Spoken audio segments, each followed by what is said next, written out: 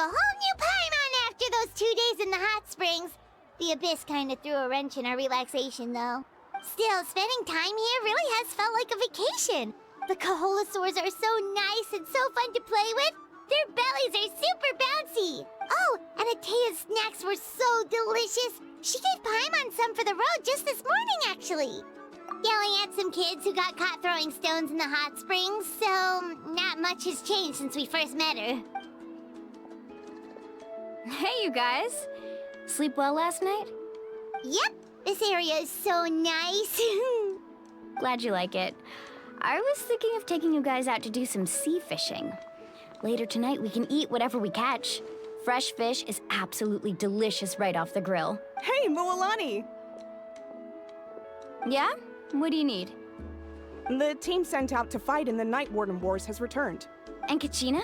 Is she back as well? 𝐤𝐻𝐿 fell in battle. But don't worry, the team was victorious, so the Rite of Resurrection will be held in the stadium soon.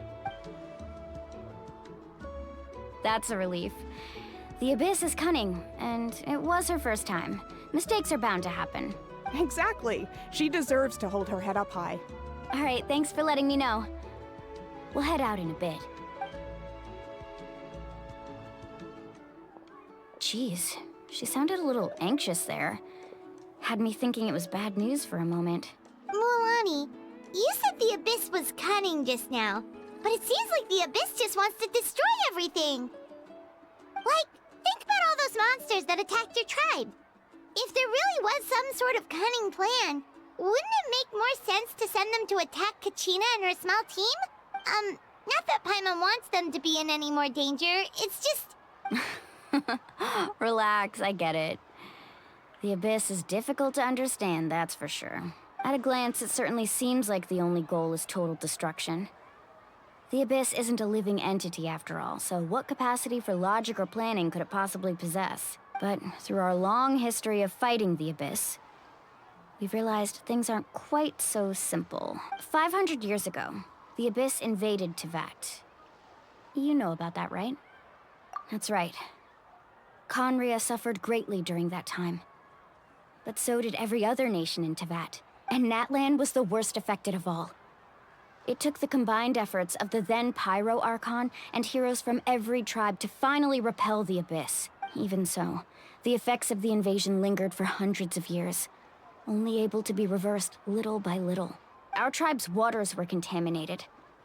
The Children of Echo's territory was overrun by dangerous sludge surging from underground. Unrelenting black winds tore across the lands of the Flower Feather clan. It was like each disaster was designed for a specific tribe. Exactly. We once thought that the Abyss's desire for destruction was a sort of primal instinct, but its methods are, in truth, marked by intelligence. We now believe the Abyss has invaded the Night Kingdom, and has the capacity to read the memories of this land at any given moment. And that's how it became so dangerous and cunning. Almost like it knows you inside and out. Yes, and that's why we've been unable to fully eradicate it, even after all this time. Luckily, the problems left behind by the Abyss have been successfully addressed by the various Pyro Archons we've had over the years. Now every tribe is prospering and things are looking up. I mean, just look at what we managed to do a few days ago. We totally fought them off.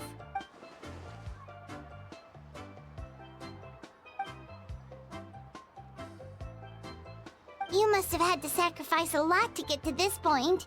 Every battle, every sacrifice is in pursuit of a future where we get to stop fighting. Responsibility, duty, unavoidable burden. Everyone in Natlan views the war differently, but I believe we will be rid of the Abyss one day. And the efforts of all who fought against them will become a story for the ages. To think that my name could survive in ballads passed down to future generations, it's kind of romantic. Everyone has something that drives them forward, you know? We have to.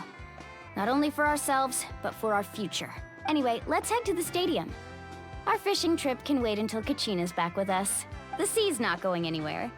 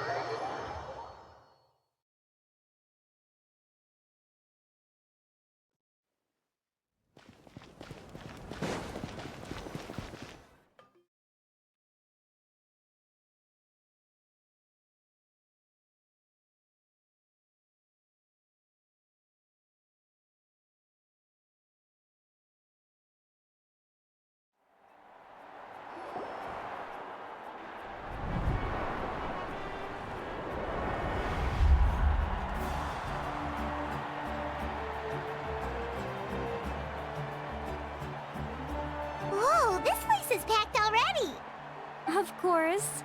No one's gonna miss out on the chance to welcome our heroes back from battle.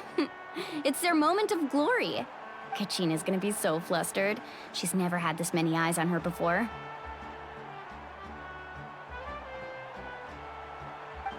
Yeah, she doesn't seem like the kind of person who likes being the center of attention. Looks like I'm just in time. 𝐤𝐡, you're here! Yeah, a commission ran longer than expected, but I made it. I heard about the incident with your tribe, Mualani. Is everyone all right? Yeah, it's all taken care of. Our new friend here's got some tricks up her sleeve, by the way. She's just as strong as 𝐤𝐡𝐻ina made her out to be. Hey, look! Is it about to start? That's right. Someone will come out and recite a eulogy, and then we'll sing the Ode of Resurrection together. Come on, let's find a spot with a good view. When the singing starts, just follow my lead and you'll be fine. Let's go somewhere higher up so 𝐤𝐡𝐻ina can spot us.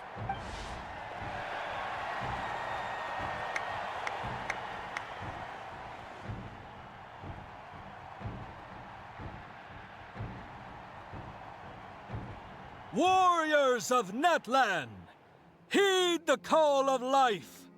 We are the inheritors of memory and legend. Those who grew alongside sun and wind. Those who forged our own destiny and future. That is Natlan's fire, the lifeblood of our nation.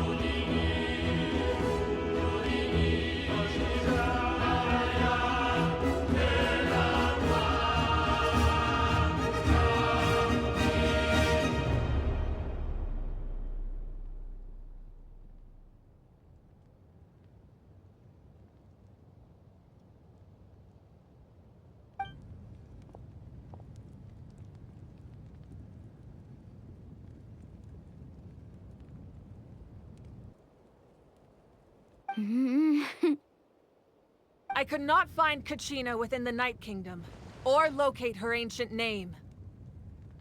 What? What does that even mean?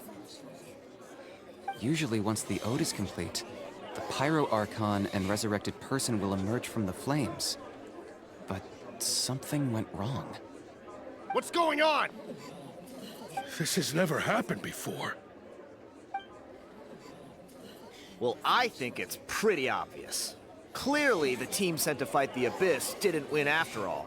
Think about it. The Ode rekindles all victors. We've witnessed it countless times. Since the Archon couldn't find 𝐤𝐡𝐻ina in the Night Kingdom, that must mean there's more to this victory than meets the eye. Hey! You just haven't gotten over the fact that 𝐤𝐡𝐻ina beat you in the pilgrimage! Pathetic. The both of you. Your wild guesses are misplaced. We completed our mission. Maybe you did, but who's to say whether that little girl even contributed at all? Maybe she got scared and ran off. Why would the 𝐤𝐢𝐵 recognize someone like her, even if she was on the winning team? How dare you insult a hero of Natlan like that? 𝐤𝐡𝐻ina sacrificed herself to repel the Abyss. She doesn't deserve to be subjected to your vile rumors when she's not even here to defend herself. Calm down, Mualani. There's no point arguing with the likes of them. I can't just sit here and let them slander her like that. To insult a hero of Natlan, the person actually has to be a hero. You... Think about it, everyone. Who do you think is really at fault here? A girl who never should have even gone to war? Or the great Pyro Archon? Why would the rules of our nation suddenly stop working? That's true. If she wasn't revived, it must mean she failed to achieve victory. Maybe the 𝐤𝐬𝐽 interpret victory in different ways? I mean, that girl didn't look all that strong to me.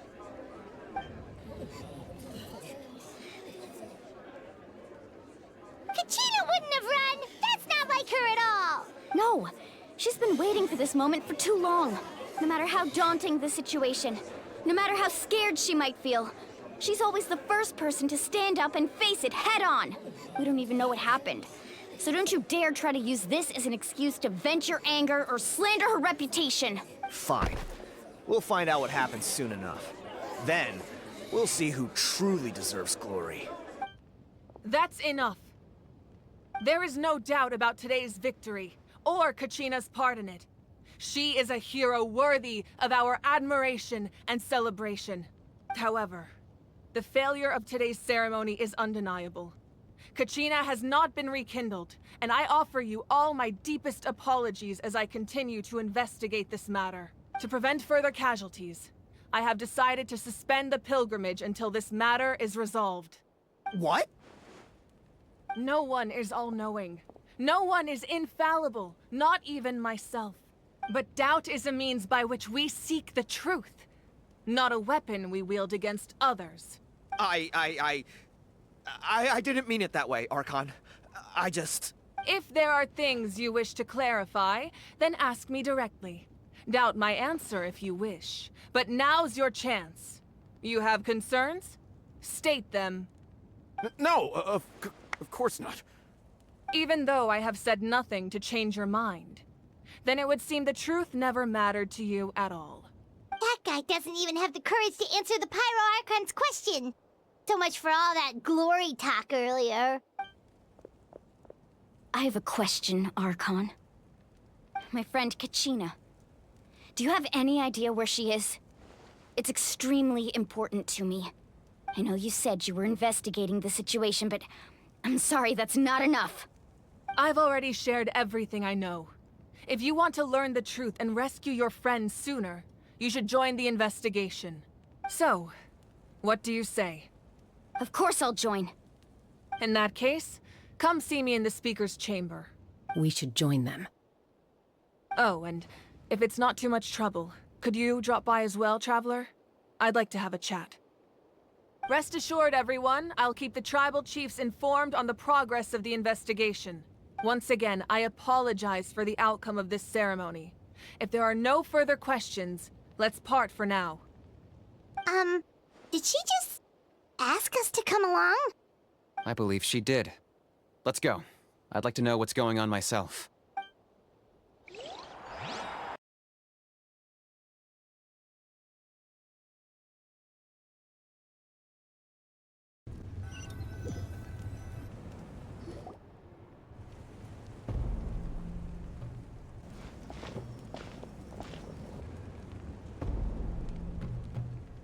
The situation is urgent, so I'll get straight to the point. Kachina is undoubtedly a hero of Natlan, and I'm deeply sorry this happened to her. There's been unrest in the Night Kingdom, but I don't know what's causing it. As a result, I've been unable to track down her location. Until we find and address the cause of the unrest, the Ode of Resurrection will continue to be ineffective. And that means Kachina won't be able to come back? That's correct. Not until the problem with the Night Kingdom is resolved. How long will that take? It's hard to say. Kachina always dreamed of fighting the Abyss, of doing her part to defend Natlan. She wasn't afraid of death because she knew, if it came down to it, the Pyro Archon would be there to bring her back to life. Whenever we sat down together, exhausted from training, she would always hum the Ode of Resurrection. She was supposed to come back to us. We were supposed to hug her and celebrate with her and share her joy. We supported her every step of the way, but what are we supposed to do now? Sit peacefully and wait for her return? Lose ourselves in grief over her death? Tell me, are we her friends? Or her murderers? That's not fair, Mualani. It's all right. I understand your rage and your grief. 𝐤𝐡𝐮𝐬's life means a great deal to me, Mualani. Believe me, I want to bring her back as soon as possible. I would give you that peace of mind if I could. But please, hear what I have to say so I can at least give you a broader picture of the issue we are now facing. Considering the recent attack on your tribe, I believe the Abyss has found a new means of undermining the rules of our nation. You mean... The Sacred Flame. The foundation of our resistance against the Abyss. If we continue to hold the pilgrimage and send teams to fight the Abyss, there will likely be more casualties. But if we stop altogether, the Sacred Flame will only grow weaker. The Abyss will scale up their attacks, and the tragedy we saw with the people of the Springs will only be the first of many. If we compare the two choices, the former seems to be the lesser of two evils. Sorry, I know that may sound harsh, but I bear the name 𝐸𝐸. Weighing the costs is my duty. The raw truth can be cruel. But we need to understand it if we want to approach this rationally. But what would you say, Mualani? This is personal for you. And unlike 𝐤𝐡, I dare say it's not a simple case of weighing up which course of action is less painful, is it? No. I can't choose between them, and I don't want to. Saying that one is preferable over the other is disrespectful to the people who suffered. You're saying it doesn't matter whether I suspend the pilgrimage. The consequences will be equally painful. Yes. What happened to 𝐤𝐡𝐮𝐬 breaks my heart. But I couldn't bring myself to sacrifice other people for her sake. And that is the crux of the problem. It's not simply a matter of choosing the lesser of two evils. Either way, there will be people who suffer. And the end result will be the same. Belief in the pilgrimage will waver. Once doubt has crept in, the people will no longer unite in battle against the Abyss. And that is exactly what the Abyss wants. Their ultimate goal isn't to break the rules that make the Ode of Resurrection work. It's to destroy the people's faith in them. To prevent what happened to 𝐤𝐡𝐮𝐬 from happening to anyone else, we need to suspend the pilgrimage. So that is my current plan. And in the meantime, I've made efforts to strengthen each tribe's defenses. Then, we have to find another way of strengthening the Sacred Flame to keep the Abyss at bay. This won't be easy.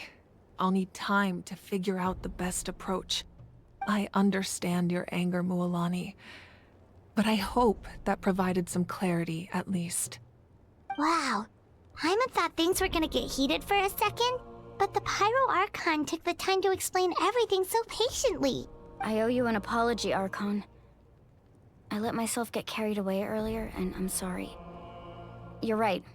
We need to focus on finding solutions. We could always hold the pilgrimage without sending a team to fight in the Night Warden Wars. That way, we would still be able to fuel the Sacred Flame. I've considered that, but the two events have nearly always been linked. Without the chance to fight the Abyss, pilgrimage rankings lose their prestige, and competitor numbers will drop. With fewer participants, the amount of contending fire produced will decrease, and the vicious cycle will continue indefinitely. So, essentially, the Abyss has taken 𝐤𝐡𝐮𝐬 hostage. You've learned about the concept of ley lines during your travels, yes? The Night Kingdom is something similar. Staying there for a short period of time shouldn't have an effect on the person. But with the Abyss in the picture, it's a different story. Your sense of self will be devoured, until eventually you become one with the sea of souls. Imagine pouring a cup of water into a rushing river. You can try to scoop up another cup, but there's no chance it will be the same water you had before. I won't sugarcoat it. That is the danger 𝐤𝐡𝐮𝐬 is currently facing. Just like you said, Archon. Both of these problems need to be addressed. You can focus all your efforts on dealing with the Sacred Flame. I will go search for 𝐤𝐡𝐮𝐬. The Abyss poses the same threat to you as it does to her. It is very possible you will not return. Knowing that, do you still choose to go? 𝐤𝐡𝐮𝐬's waiting for us to rescue her. That's all that matters. I failed to protect her during our campaign, but I can make it up to her now. I choose to go as well. Traveler? What do you think? Understood. Then I'll support you in any way I can. The Masters of the Nightwind have a technique that can extract an ancient name from the ley lines. If we can find Kachina's ancient name, I can use the link between them to pinpoint her position within the Night Kingdom. Then comes the hard part. You need to visit the Night Kingdom in person and rescue her. But isn't the Night Kingdom a land of souls? Can we even go there? Under normal circumstances, only the consciousness can enter. But there is a way to go there in person. However, know that the Night Kingdom will attempt to repel you, and the Abyss certainly won't leave you be. That's fine by me. Same here. Fighting the Abyss is nothing new for me. So, Paimon's the only one who's scared? Well, if you're going, Traveler, Paimon's going too. 𝐓𝐸 of the Masters of the Nightwind once created an artifact that can be used to communicate with the 𝐤𝐢𝐽. We call it the Spirit Speaker Stone. It was originally used as a ceremonial artifact wielded by the tribal chiefs. But that spiritual quality also means it can be used to search for an ancient name. That was the artifact I delivered to the Scions of the Canopy a few days ago. Didn't think I'd be hearing about it again so soon. Thank you so much for your help, everyone. Your thanks are unnecessary. I will offer you whatever aid I can, but your fellowship and courage are what will truly decide the success of this operation. Besides, you're the ones helping me. I can only focus on one thing at a time, after all. Traveler, I certainly didn't expect our first conversation to be so serious. I've heard all about your accomplishments. Ever since you arrived, I've been hoping to meet you and offer you Natlan's highest level of hospitality. Why? Why? Is that not what happened in the other nations you visited? Yeah, things were pretty complicated at the start. And, you know, in the middle. But our reputation's solid nowadays. That's more like it. After all, I've heard you're someone who transcends fate. Perhaps even more than you can imagine. But we can talk about that some other time. Ideally, this would be the perfect night for a drink and some musical ambiance. But there are important things to be done. Oh, I almost forgot. 𝐸𝐻 was wounded in the fight against the Abyss. She wanted us to give this to you. It embodies fond memories and my strength of will. That's what she asked us to tell you. She said you'd know what that means. I didn't think this day would come so soon. The flames of her life force. I can feel them flowing within the talisman. If things were different, the two of us could have enjoyed the hot springs together while she gave this to me in person. We're supposed to be hot spring buddies after all. But don't worry. This talisman means a great deal to me. I'll take good care of it, and once this is all over, I'll pay 𝐸𝐻 a visit.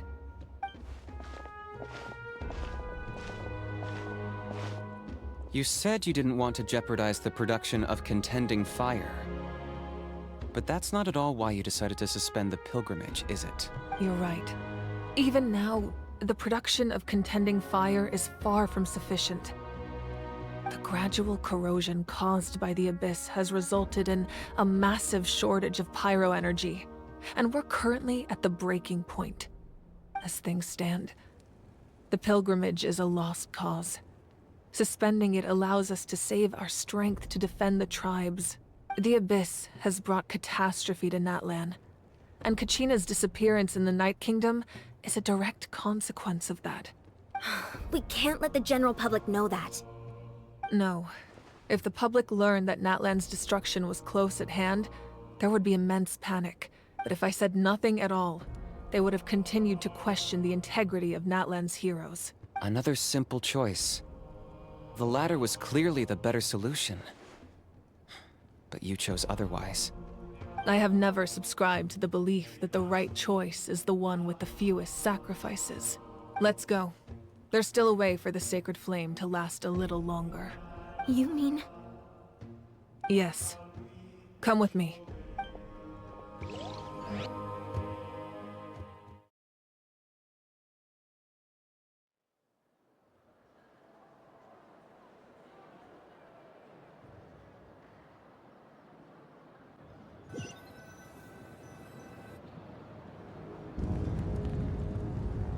The sacred flame must never go out.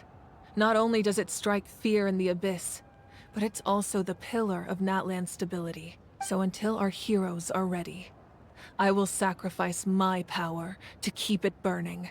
But that can only last so long. I think we should focus on the remaining ancient name-bearers. Don't let desperation cloud your judgment. Those chosen by the 𝐤𝐬𝐵 have already embarked on their destined path. It is for them to decide how that journey ends, not us. All we can do is support them.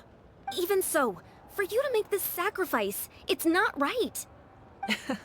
If not me, then who? No other is capable of sustaining the sacred flame. I possess great strength, but I'm not above my people. This is part of my duty.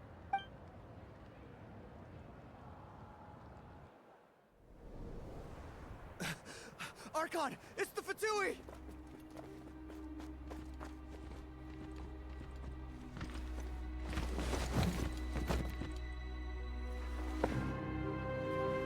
The Archon of Natlan.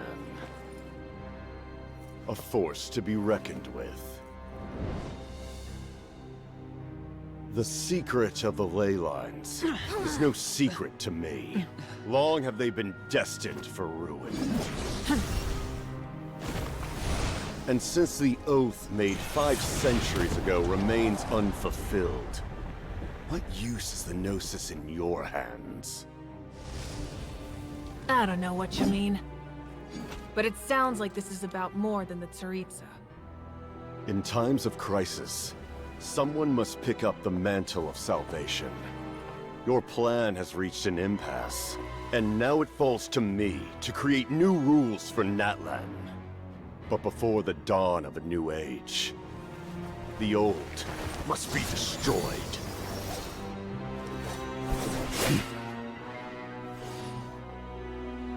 I assume that's the end of your speech? Good. People like us?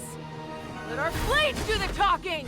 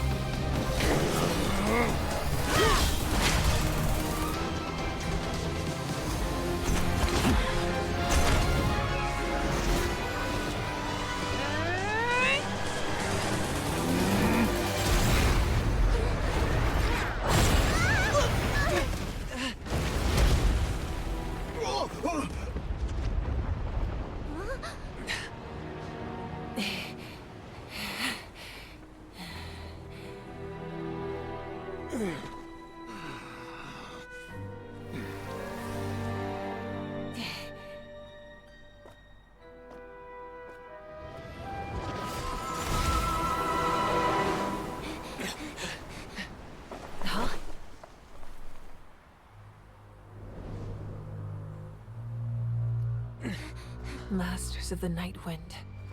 Send word. The captain and his followers must be apprehended.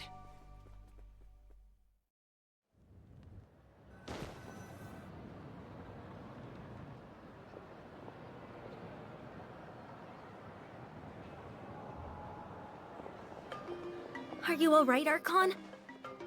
He was a formidable opponent. Exactly what I would expect from the first of the 𝐓𝐴𝐻𝐻𝐻 Harbingers. I never imagined someone could match you in combat. If the 𝐓𝐸𝐴𝐻𝐻 sent him here, why would he bring up what happened 5 centuries ago? Yeah. And how much does he know about Natlan?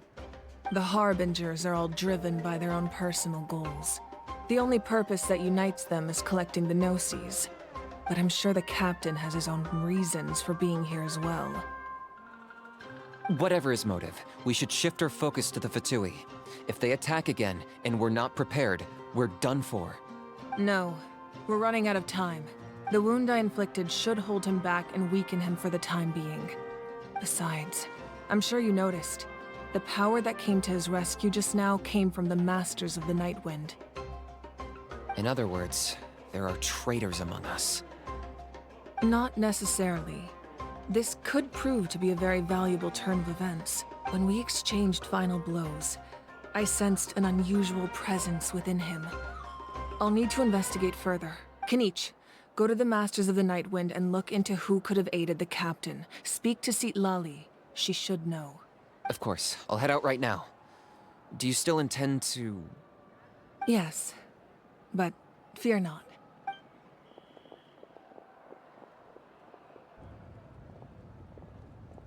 Natlan's strength has never rested solely in its Archon.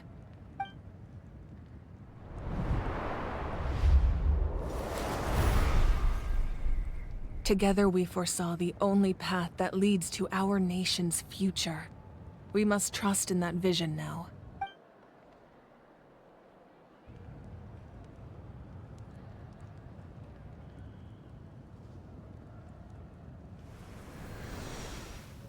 Is everything okay, Archon?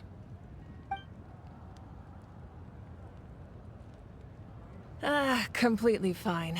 Just lamenting the fact that I never got a picture when I could still turn my hair into flames. Too late now. I just hope the others have a safe journey.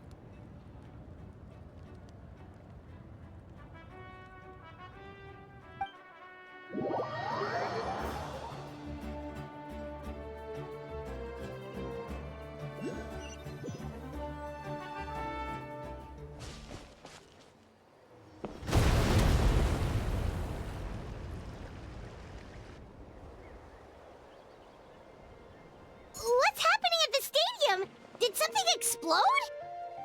It feels like the Archon unleashed her power. She must be fighting a formidable opponent. Should we go back and check what's going on? Have faith in the Archon. She wouldn't lose in a one-on-one confrontation. Once we find Kachina's ancient name, we'll head right back. Okay, let's just keep climbing. Emon really hopes nothing goes wrong.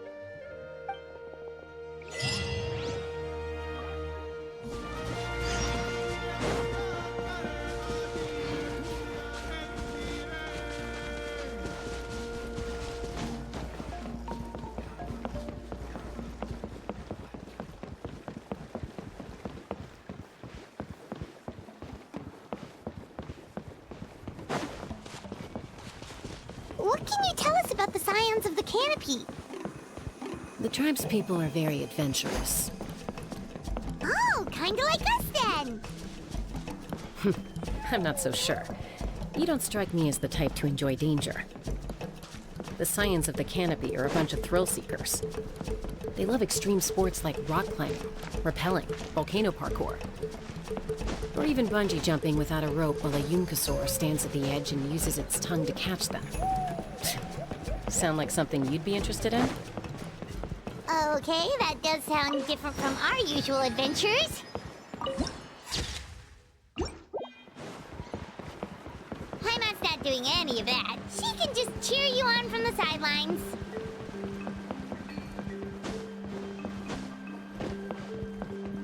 That's 𝐴𝐻𝐿𝐴, the tribal chief. Let's head over to him.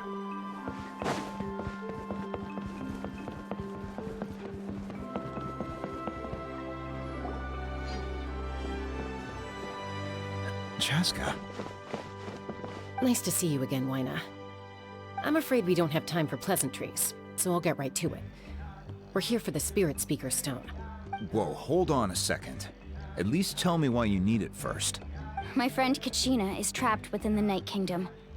We need the stone to find her ancient name and rescue her. Rescue her? From the Night Kingdom? That's right. I'm sorry, but someone needs to tell you what you don't want to hear. Going there, a mature warrior would never make such a foolish decision. The nature of battle is unpredictable. You never know how it's going to end. Losing a friend is tragic, but when that happens, the best thing you can do is focus on how to prevent further casualties. I appreciate what you're trying to say, Chief 𝐬𝐻. But if the price of maturity is abandoning a friend in need, I'll choose foolishness any day. If 𝐤𝐻𝐻 is still holding on, then so will I. I thought you might say that. Is something wrong, 𝐬𝐻? This doesn't seem like you. Life isn't complete without taking risks. That's always been your mantra. It's nothing. The Night Kingdom is a dangerous place. Can't blame me for checking if you were up to the task. If you're that determined, far be it from me to stop you. Here's the stone. Keep it safe, okay? It's not like we have a spare. Thank you. Huh. Seems like you two go way back. But aren't you from the Flower Feather Clan, Chaska? Oh, Chaska's a peacekeeper, so she's famous throughout the tribes. She's always the one people call to resolve conflicts, so we slowly got to know each other that way. Her younger sister 𝐵𝐻𝐻𝑖's always hanging around our tribe, too. She's helped us out a lot in the past. Oh, you have a younger sister? Yes, I'll introduce you to her sometime. But let's get back to business. 𝐬𝐻, how do we use the stone? As you probably know, your intended destination is completely different from the real world. The Night Kingdom is like a river flowing with concepts, and the ancient name you seek is like a tiny fish swimming downstream. In that sense, the stone is like a fishing boat drifting down the river. But the boat alone isn't enough. You need a fisherman experienced enough to steer it in the right direction. We couldn't do that ourselves? With a little practice, I'm sure you could. You have the strength and the talent. If you want to make sure this works, though, I could recommend someone to you. Who? 𝐵𝐻𝐻𝐻, a legendary warrior and scout from our tribe. He's got a keen eye and a well-honed intuition. Even his ancient name means to seek. If you're fishing for a name, you're gonna want him on the boat. 𝐵𝐻𝐻𝐻? Why does that name sound familiar? He's one of Auntie Atea's hot spring buddies. I've heard stories about him. Where can we find him? Ever since 𝐤𝐿𝐾 passed, he spends most of his time gazing out at the scenery from the cliff tops. Follow the path that way, and I'm sure you'll find him. Thank you. We'll go look for him there. Good luck. I hope everything goes well.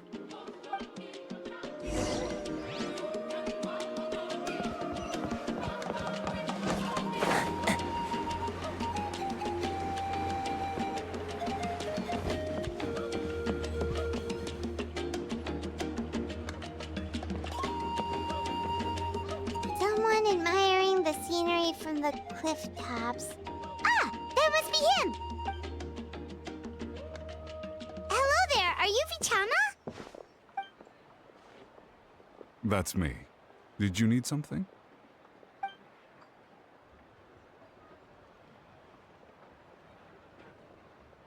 What? You're saying you can bring someone back from the Night Kingdom? How is that even possible? No, if you really think about it, anything's possible in that kind of place. But that would mean... Are you okay? You don't look so good. Everything's fine. I'll help you, but I do have a small request. After I help you find 𝐤𝐻𝐻𝐻's ancient name, I want to use the stone to look for my friends as well. Your friend? Oh, why not mention someone named 𝐤𝐿𝐾? Is that who you're talking about? Yes, but I'd rather not get into it if it's all the same to you. That's not a problem. We agree to your request. Yeah. Since you're helping us find 𝐤𝐻𝐻𝐻's ancient name, it's only right that we return the favor. Then we're agreed. can I have a look at the stone?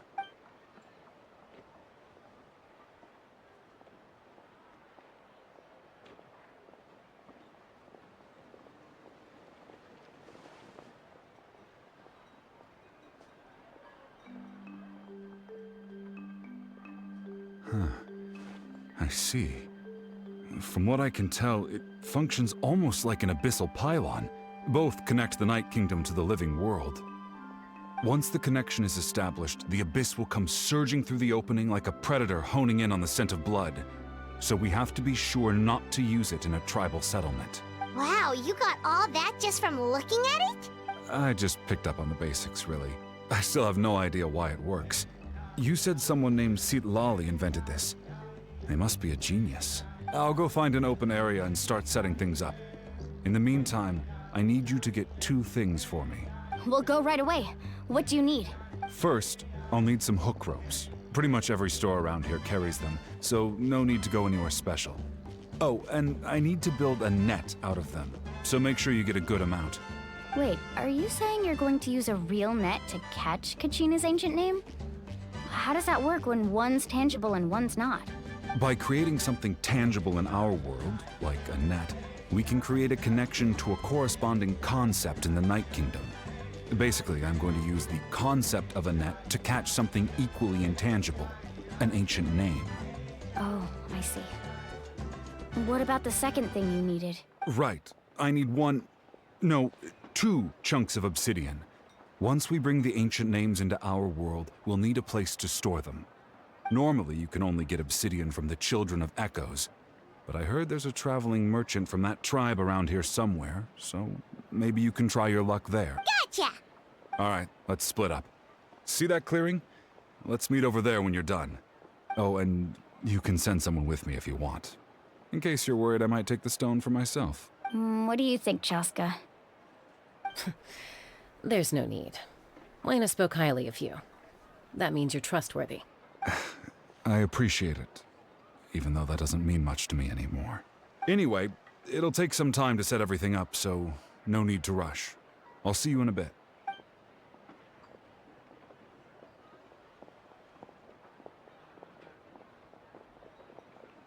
What an odd guy. He seemed so defeated, but also really invested in the stone at the same time. I don't have any more insight than you, Paimon. Let's just focus on the preparations for now.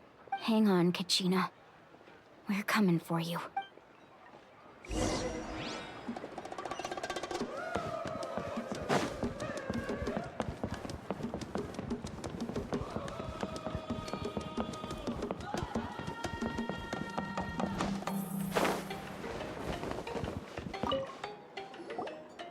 Hello.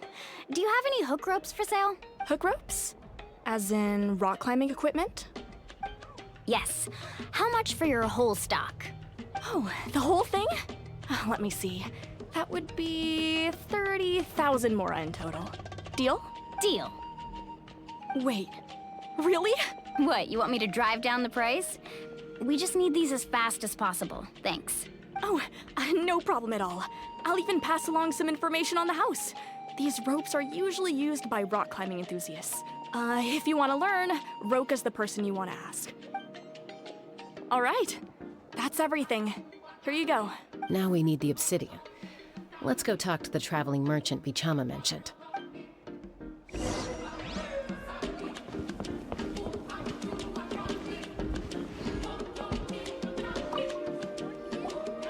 Excuse me, do you sell obsidian? Why, yes.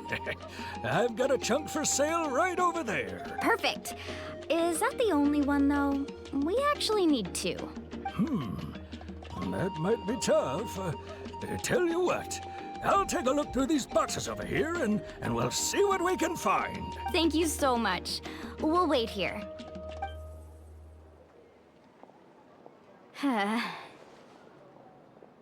Relax. Everything's going according to plan. I know, it's just... I could tell 𝐵𝐶𝐻𝐻 feels the same way about his friend that I do about 𝐤𝐻𝐻. I hope this chunk of obsidian isn't the only one. 𝐤𝐻𝐻 always carries all sorts of shiny stones with her. If I was the one trapped in the Night Kingdom, she'd have a whole pile of obsidian ready in a heartbeat. Well, would you look at that? I did bring an extra. Here you go, young lady. How does it look? Perfect! Thank you. How much do I owe you? If you hadn't shown up, these stones would have just sat here collecting dust.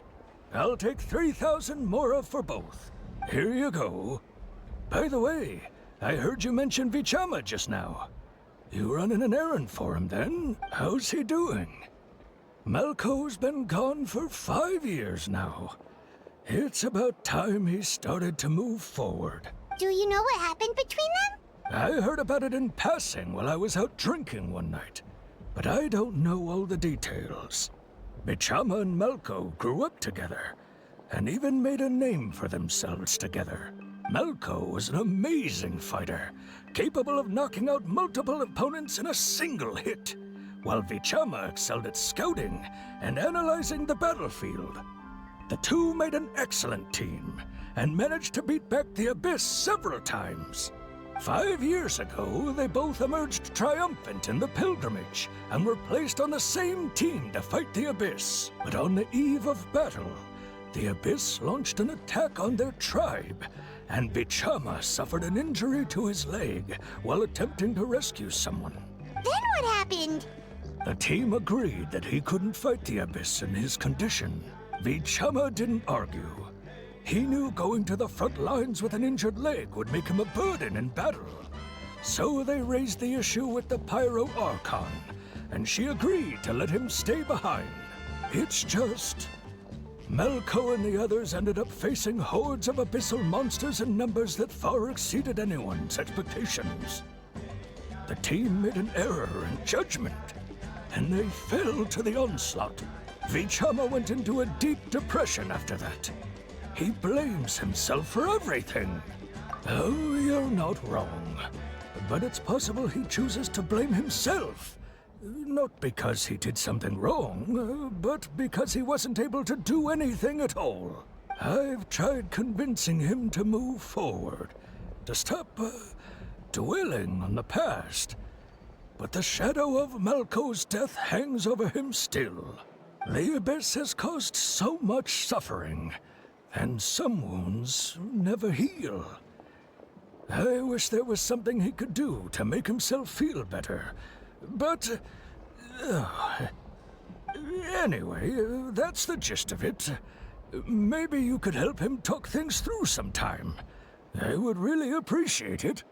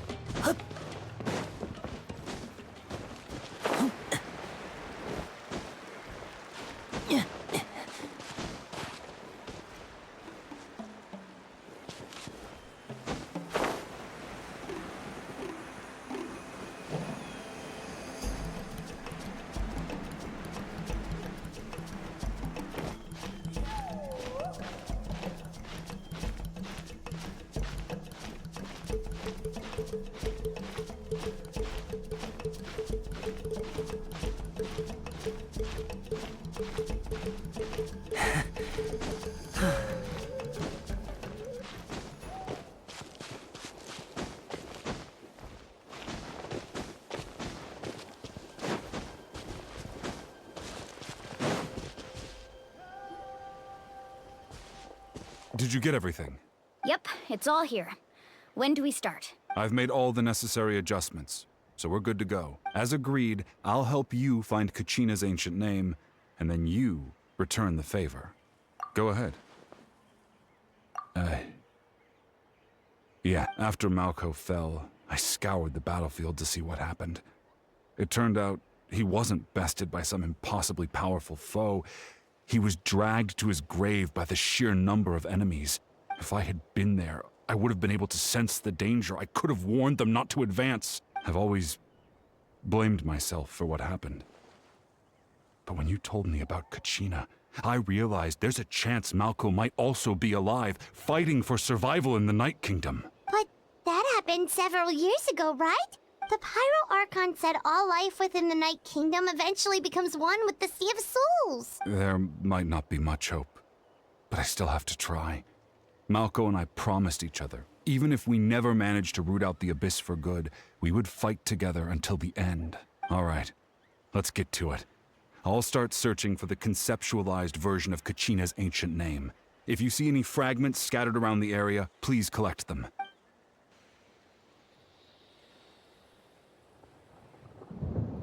Make sure you prepare yourselves for battle. As I said, the stone will link the mortal realm to the Night Kingdom. The Abyss will likely emerge in response. Look at that golden thing. It must be one of those fragments 𝐵𝐻𝐻 mentioned. Let's get closer.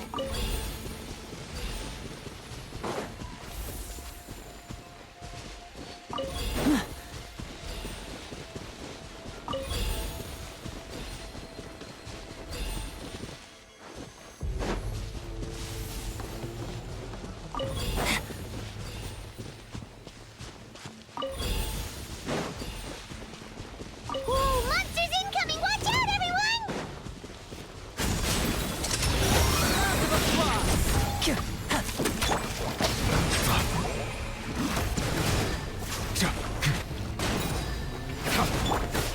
Sakura swirl! Pardon my discretion.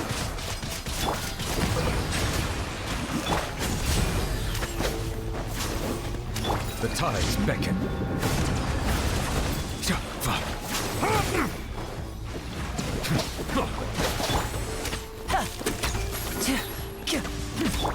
Sharing my knowledge.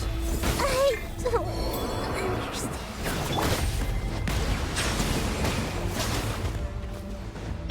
Now disappear! Here comes the finale! Here!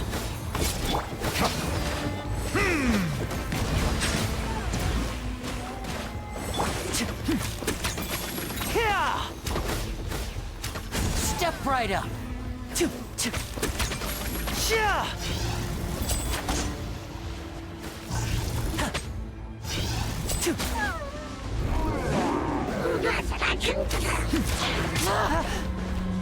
Settle down!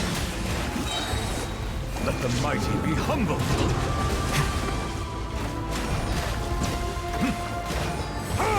Now disappear!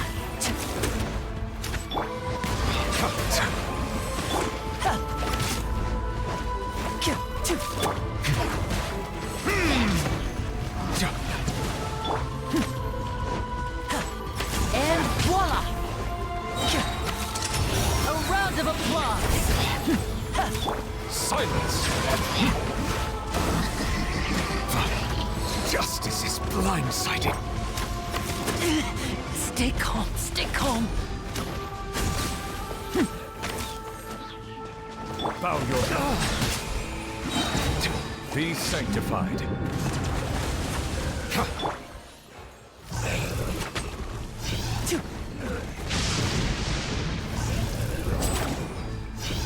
Now disappear.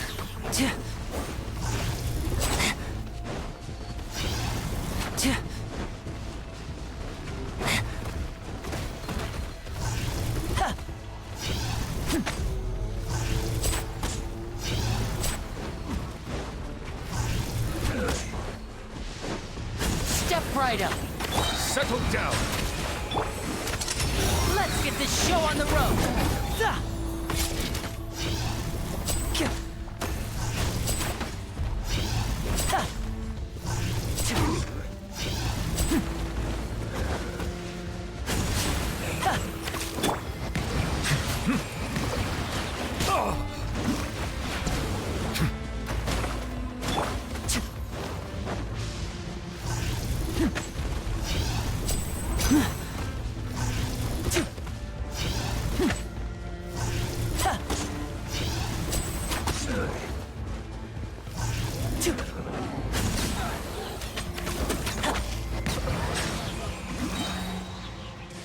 How much longer, 𝐓𝐡𝐻𝐻? Not long. We're getting close.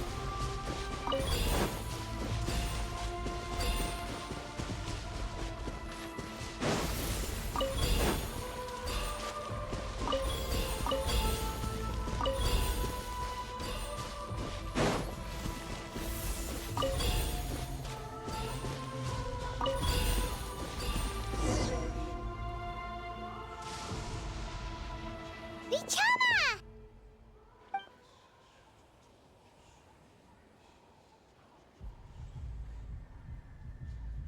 Quick, take it! I found 𝐤𝐻𝐻𝐻's ancient name. Hang in there, 𝐬𝐤. Just a little longer. Something's not right. The power of the Abyss is getting stronger. The Abyss is corroding his body.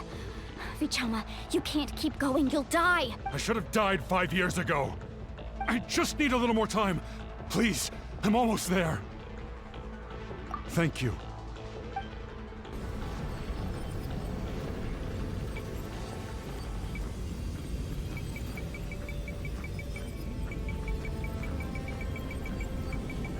Whoa, watch out! The power of the Abyss is strong.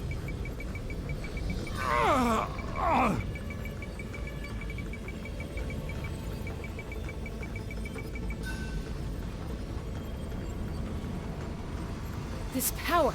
Hanging in there? 𝐤𝐤. No! Why can't I find him? Why? We can't wait any longer. Pull him away from the stone, Mualani. I already tried, but the power of the Abyss has him in a chokehold. It's like he's tied to the stone with an invisible rope. In that case, we have no choice. I'm sorry, 𝐓𝐡𝐿olly. Get back! Chaska, wait!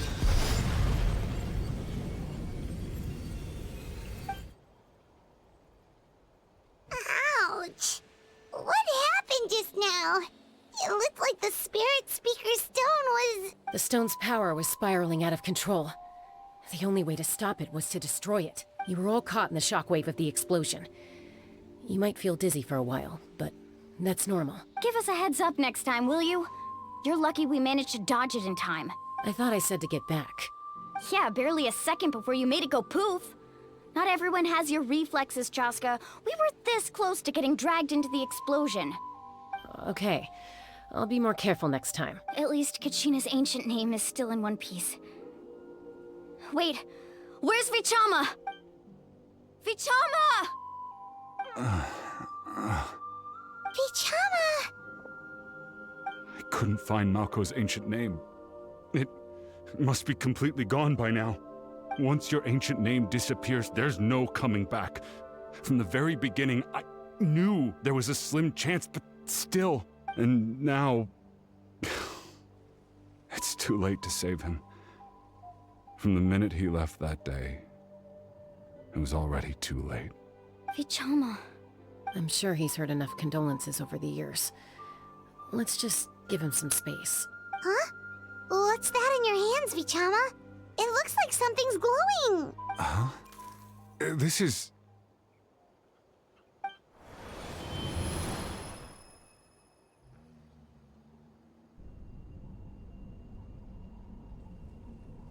Hey, 𝐤𝐤. Got any strength left? Not enough to swing a sword, but to say a few last words? Sure. Too bad. No one will get to hear them. I never thought I'd actually die on this mission. Not that I'm afraid to die. It's just... hard. Thinking about my mom's face when she hears the news. Guess I have something to be thankful for then. My parents died a long time ago. They won't have to mourn me.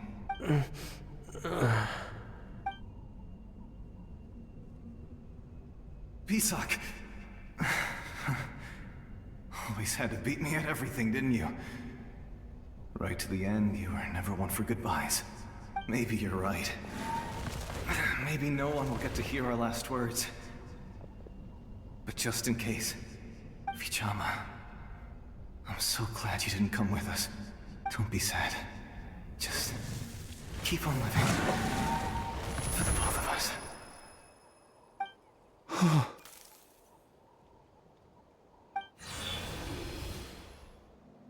Was that a memory? Seems like we were able to salvage something after all. Of course. Seeing him, hearing his voice again, it makes me unbelievably happy. But it also brings with it an even deeper pain. A deeper pain? Why? 𝐤𝐤 was always the type to put on a brave face. But in that memory just now, his hands were shaking, and his smile was forced. For all these years, I regretted not being able to fight alongside him to the end. And now I know, at the end of his life, he was thinking the same thing. 𝐓𝐡𝐻𝐼. I'm fine. Actually, I heard Chief 𝐸𝐼𝐼 wasn't really on board with your plan to go to the Night Kingdom. When you asked for my help, I hesitated too. I knew helping you find your friend's ancient name meant leading you one step closer to danger. But I also understood why you had to try. Everyone has regrets in life, but not everyone gets the chance to make up for them. Once allowed to fester, guilt strips us of our most valuable qualities as warriors. In that sense, we might as well choose the braver path from the very beginning. If I could do it all over again, I would have followed 𝐤𝐤 to the front lines no matter what. Even with an injured leg, there were still things I could have done. That way, even if the outcome stayed the same, I still would have fought alongside him to the end. There are critical junctures in life, and if you don't seize the chance to act, there's no going back. That's something I had to learn in hindsight. But you're still at the crossroads of your journey, so I hope you can walk away without regrets. Thank you, 𝐓𝐡𝐻𝐼. I feel even more determined now. 𝐾𝐻𝐼 will come back to us. I'll make sure of it. I promised I would find her, and I intend to keep that promise. That's good to hear. Strange. My body, it's... Once abyssal corrosion enters the body, a portion will fuse itself to your internal organs. Even though the Traveler possesses powers of purification, the corrosion can never be fully eradicated. Thanks to her, though, you are only briefly exposed. Slowing your breathing and controlling your emotions should help you keep the symptoms in check.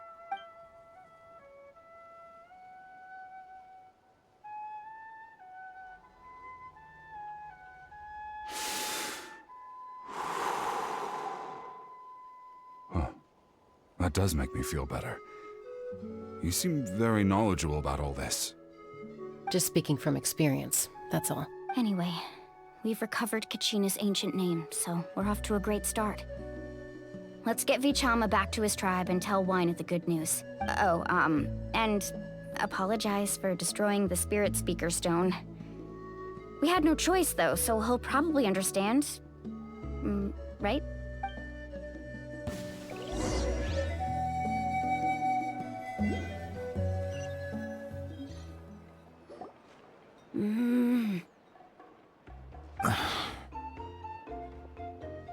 Koichi, are you really gonna just stand there like that? I don't know what you want from me. I think you know exactly what I'm trying to say, Uncle 𝐸𝐼𝐼. I can hear it in your voice. Honestly, it's just one thing after another with you two. They're back. Koichi? What are you doing here? Don't play dumb with your own sister. You know exactly why I'm here. My apologies, everyone. I just need to borrow Tosca for a few minutes. You come with me.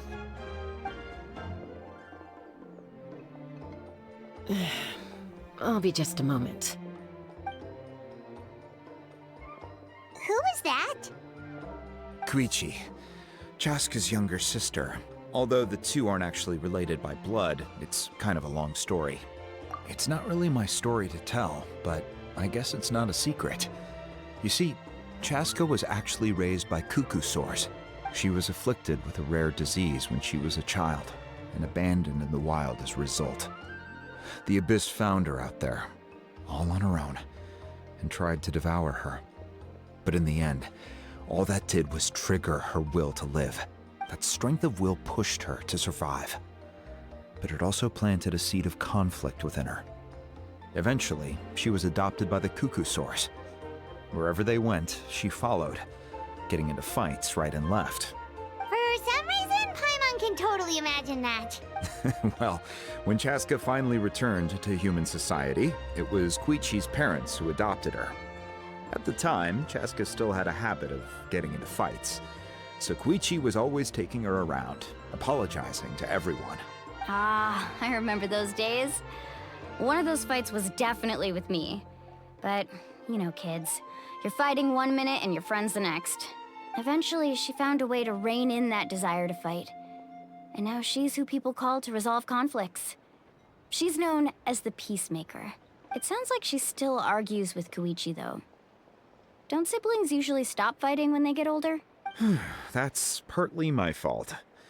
𝐓𝐡𝐮 asked me to stop Chaska from doing anything dangerous, but you probably know by now, once Chaska makes up her mind, there's no changing it. Oh, I get it. No wonder you tried to talk us out of going to the Night Kingdom.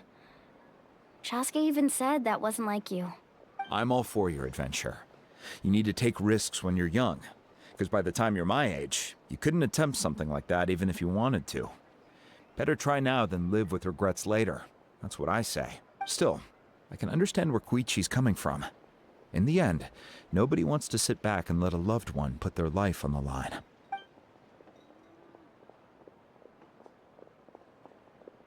All right, it's just the two of us now. You have 1 minute to explain yourself. I don't have anything to say. You don't have to approve, but you should know I only do what's necessary. That attitude is exactly the problem. It's like you don't care. You try to sneak off to the Night Kingdom behind my back and then play it down as if it's just a trip abroad. Well, technically I am going abroad, right? Again with the excuses! We agreed, didn't we? There are 4 levels of danger. If it's not something urgent, you can only engage in level 2 danger and below. You can only go up to level 3 if a situation is so dire there's absolutely no alternative. But a trip to the Night Kingdom? If that's not a level 4, I don't know what is. And you were just going to sneak into the place without saying anything. What do you mean, sneak into the place? I always planned on walking in there with my head held high. You bought off Uncle 𝐤𝐻𝐻, didn't you? He promised me he'd stop you from doing anything dangerous. Oh, it's like he didn't even try. You feel like he went back on his word. What if I told you my mind was made up, and there was nothing he could have done? Not even by force. Oh, I knew it! So he did try to say something, but you didn't listen. This is important. If you were in my shoes, you'd make the same decision. You don't know that? I'm a doctor, and I handle logistics. If you're going to waltz into a dangerous situation where you could lose control at any moment, it's my duty to say something. All right, whatever. Anything else? What do you mean, anything else? Why don't you reflect on what you've done and promise me you'll stay put? Time out. Is this one of our normal arguments or a serious one? Chaska, does it sound like I'm joking? Then you need to know something. What happened to 𝐤𝐡𝐮 was partially my fault. I can't leave her there to die. That's not who I am. But the person you become when you lose control, that's also not who you are. That's a different issue. You said it yourself. A person is only as good as their morals. If I want to live in Natlan, I need to display qualities that make me worthy of this nation. I've also told you that managing your condition is equally important. Sometimes you have to make sacrifices. All right, let's stop this here. If we keep going, I might actually have to get serious. And I think 𝐤𝐻𝐻 prefers his roof attached to his house. Is that a threat? That sounds like a threat to me. 𝐓𝐻𝐻! Younger sisters are supposed to listen to their elders. So, you're really going to go, no matter what I say? I'm supposed to be your sister. Then support me. I'll be back. All you have to do is wait. Chaska. So, that's it. Why'd you have to turn out to be so darn annoying?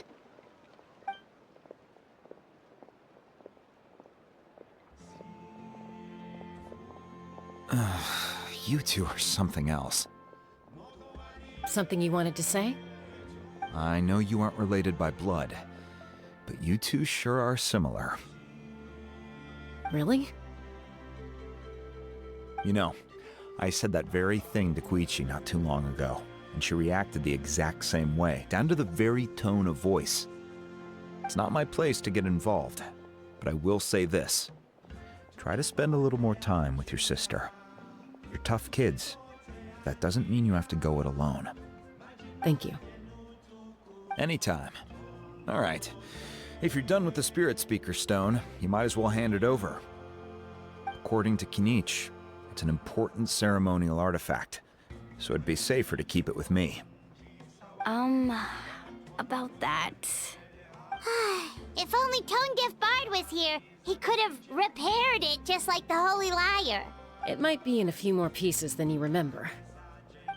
Huh?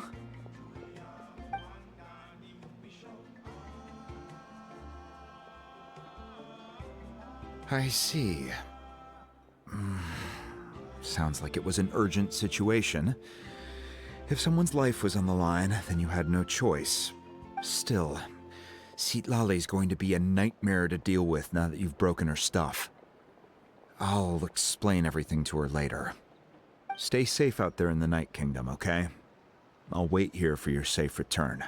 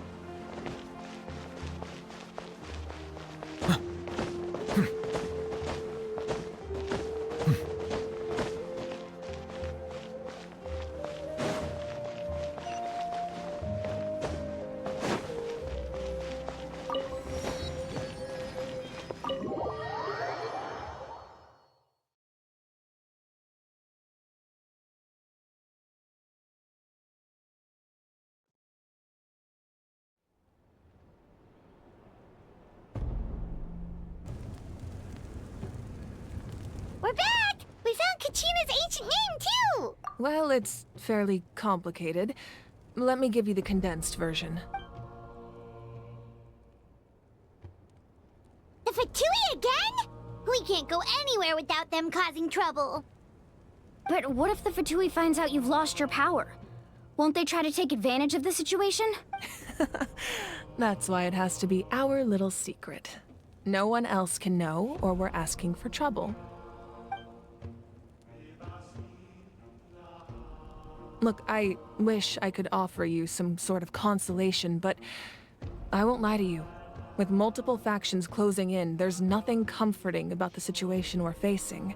Still, All you need to do is focus on your goal. You can leave the complicated matters to me. I can also step in on the Pyro Archon's behalf. There's a limit to what I can accomplish, but I'll help you however I can. There's no need to be so modest, 𝐸𝐸-san. Your incredible strength has long been a well-known fact. You're the pride of your tribe. Archon, I'm sorry about before. You have so much on your plate, so much that you have to worry about. But all I could do was focus on my own feelings. You have nothing to be sorry about. We all get overwhelmed by our emotions, myself included. Your reaction to Kachina's disappearance, I understand that feeling very well. Well, now that we have Kachina's ancient name, let's go track her down. Follow me.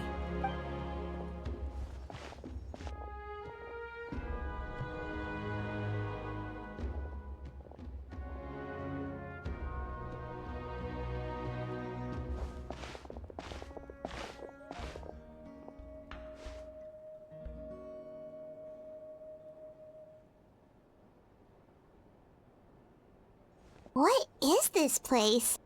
Hey, isn't that 𝐓𝐻𝐻's talisman? Good eye.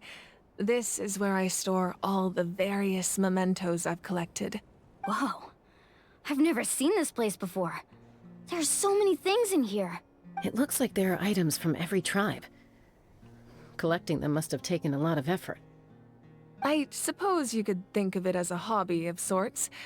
In Natlan, everyone grows up listening to the stories of heroes, and physical items do a far better job of preserving those stories than our own memory. Now, I still have some preparations to make for the ceremony, so feel free to take a look around in the meantime. If you're curious about an item, I'm more than willing to tell you about its origins. All right, we'll have a look.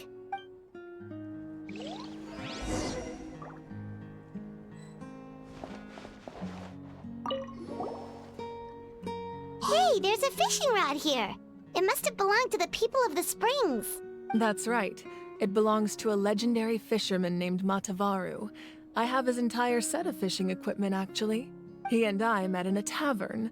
He told me about a particular kind of giant fish, and his meticulous plan to catch it. In his eyes, I saw a hunger and a strong fighting spirit. To him, the sea was the battlefield upon which he staked his honor. So, did he do it?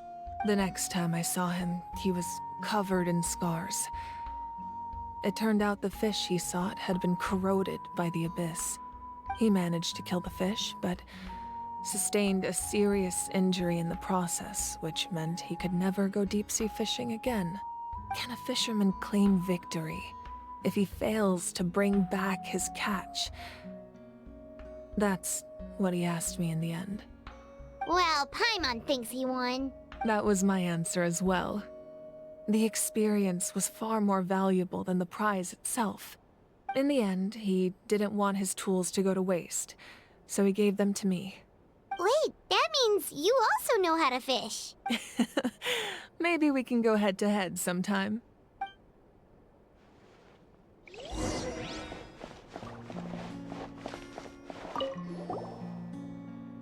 This is 𝐓𝐻𝐻's talisman. I'm sure you're familiar with this one already. 𝐓𝐻𝐻 was rarely ever without it. The talisman brought her a lot of luck in battle.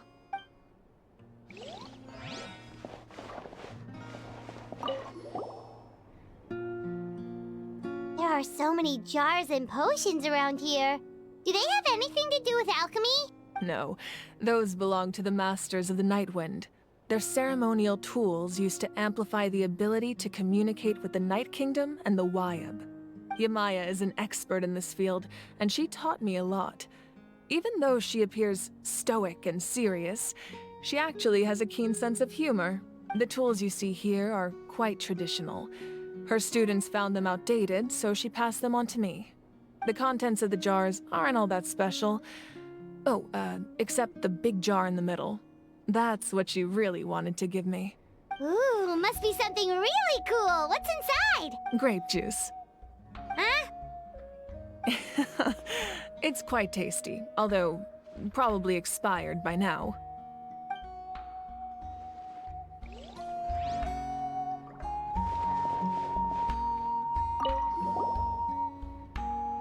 Whoa, that belt is bigger than Paimon's head! The Collective of Plenty are known for their bodybuilding competitions and contests of strength. This belt is a symbol of great honor within the tribe. The association with strength might also have been the reason the original belt was extremely heavy. It was difficult for even 2 people to lift. And even if a warrior had the strength to put it on, wearing it for any length of time would still leave them gasping for breath. Sounds like it. So the owner of the original belt, 𝐤𝐸𝐻, commissioned a craftsman to make a copy identical in appearance but far lighter in weight. That is the belt you see before you. He would often wear this version when training in order to protect his waist. Or he made a lighter version so he could wear it all the time and show it off.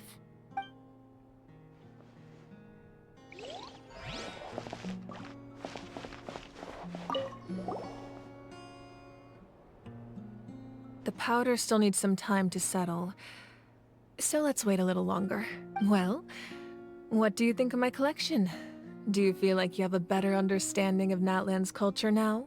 Yeah! If each item represents a different story, seems like Natlan's really been through a lot. Does every item hold a special memory, just like 𝐤𝐻𝐻's talisman? That's right. The items in my collection actually serve a similar purpose to the ancient names passed down among the tribes. They demonstrate the true shape of time. The shape of time? Most people perceive time as a linear concept, almost like a straight line that can only move forward. We cannot change the past or predict the future. But there's also a different theory, one that I believe to be closer to the truth. Namely, that the past, present, and future all exist at once. At once? Paimon's not sure she understands. Let's say your journey ended right now. Thinking back on your experience in each nation, which one would you say was the most important? Exactly. Even at the end of your journey, the things you experienced along the way don't cease to exist. They become part of who you are. Take out a portion of that journey, and you would likely make very different decisions, and eventually arrive at a very different destination. The future is the same way. It exists even though it has yet to come to pass. We just lack the means to perceive it. Of course, there are those with the power to foresee the future. They simply call it by a different name. Fate. You're quite familiar with that concept, I would imagine. That does kinda make sense. The future hasn't happened, but already exists. Humanity excels at living in the present, but too often we forget the past and neglect the future.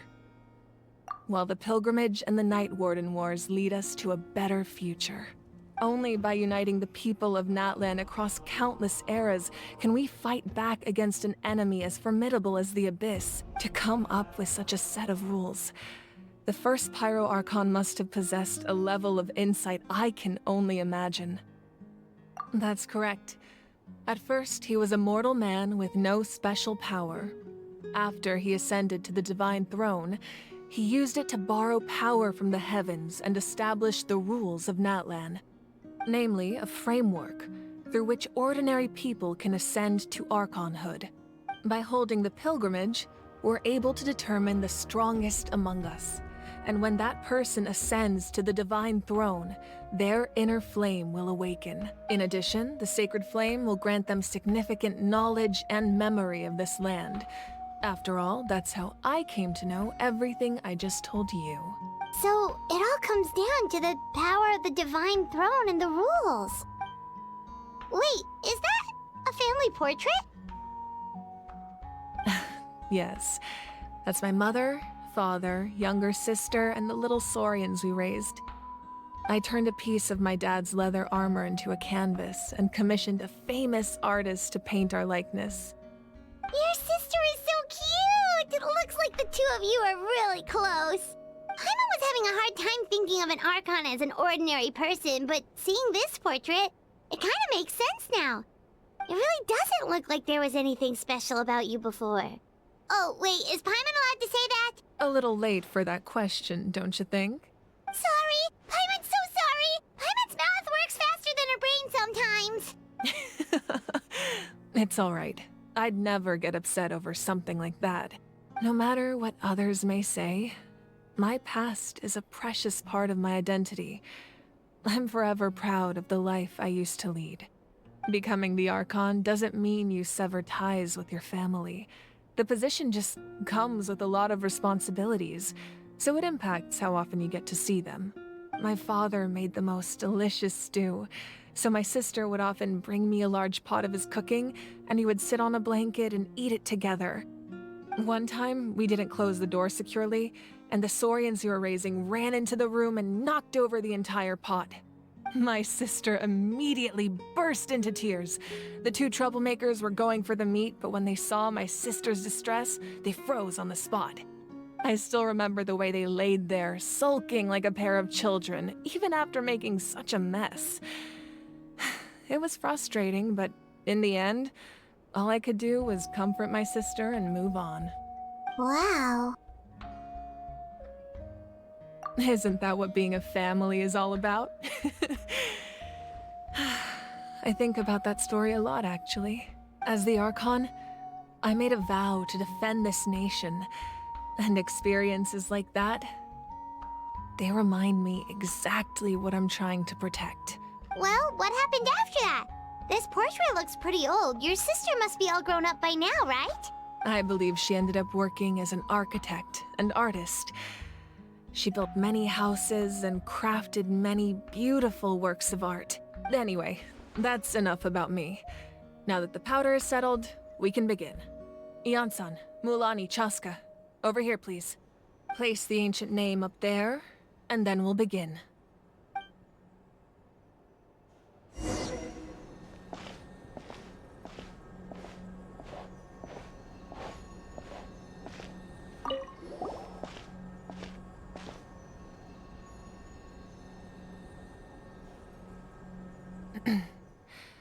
Surely as the echoes of life resound through heaven and earth, so too shall our stories remain eternal. Ancient name, take us to your fated bearer. Allow her to answer our call.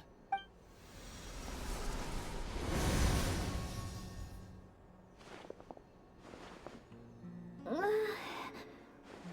I hallucinating again? 𝐤𝐤, are you okay? Huh? I'm not seeing things, am I? Is the Abyss playing tricks on me again? It's okay, 𝐤𝐤. It's just us. We're trying to find a way to bring you back. Everyone, you have to listen to me. I've been investigating the Night Kingdom this entire time, and I figured out what's wrong. The 𝐬𝐬 is being affected by the Abyss. I was waiting for the 𝐬𝐬 to send me back, but then this really strong monster came in and it almost killed me. The 𝐬𝐬 saved me, even though its power is weakening. So I've been hiding from the monsters while trying to find a way to help. The Night Kingdom has become a huge mess, though. I keep hearing these awful sounds and seeing really horrible things. Don't listen to those sounds, 𝐤𝐤. The Abyss is trying to strip you of your sanity. All you need to do is stay safe and wait for us. We'll be there shortly. It's okay. I feel so much better now that I've had the chance to talk to you guys. You don't need to worry about me. I've never been strong or special at all, really. So I don't blame anyone for forgetting about me or leaving me behind. Just knowing you care is more than enough. I'll find a way back. You don't have to put yourselves in danger to come rescue me. You're always like this, 𝐤𝐤. Now's not the time to act tough. We're coming for you, and that's final. I don't know what lies the Abyss has been feeding you, but I'll tell you something right now. Nobody here sees you as a burden.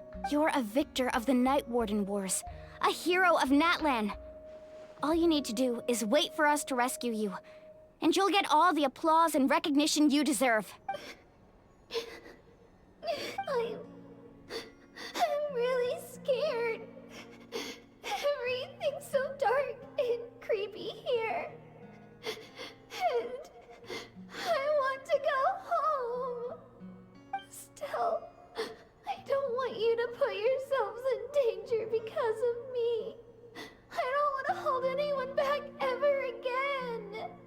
need to do is place your trust in us, just like you always have. No one fights alone. We're not leaving you behind. Not ever. Yeah, we're so close. We can't call it quits now.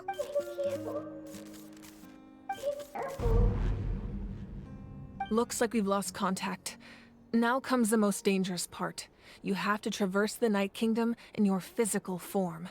This entrance to the Night Kingdom was left behind after an abyssal invasion. Even a brief amount of time inside could expose you to corrosion. I know.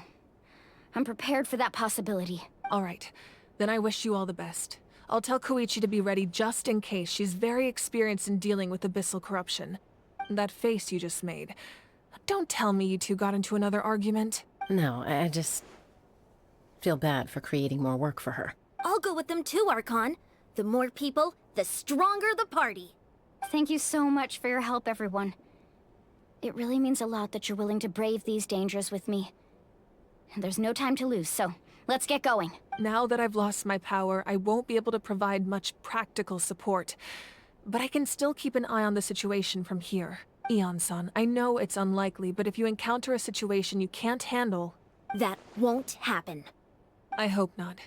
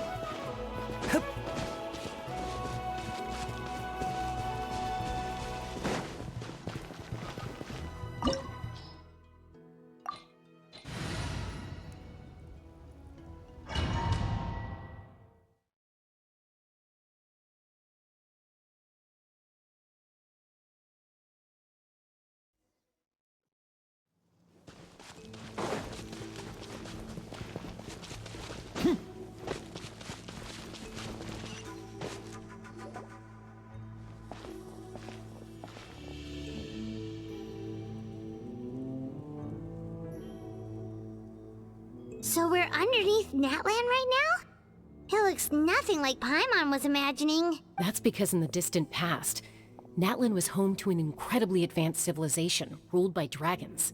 Humans only established their own society after the fall of the dragons. So these are Saurian ruins? Wait, you mean like the elemental sovereigns? They had their own advanced civilization? Yes, a really long time ago. Very few records have survived until now, so no one really knows what the devices here are for. These ruins have been abandoned for a long time, but with the recent increase in Abyss activity, the installations around here have somehow been activated again. So what you're saying is, we're not in for an easy trip to the Night Kingdom. No. It's going to be obstacle after obstacle from here on out. Why are you all laughing like that? It's creeping Paimon out. It's the pre-adventure excitement kicking in, right guys? Of course. I'm eager to get started. Then let's go. We won't let anything stand in our way.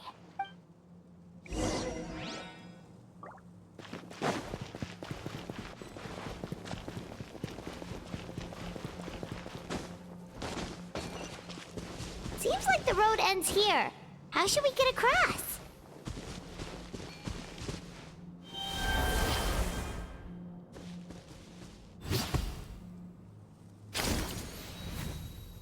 As a professional trainer, I think you could stand to build up your endurance, Paimon. Professional trainer?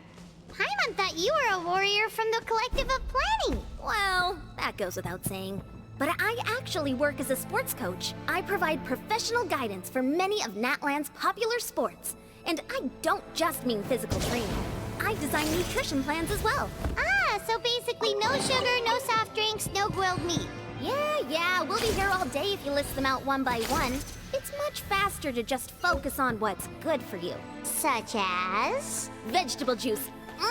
Want some? You know, Ian-san, Paimon feels like the two of us might not see eye to eye.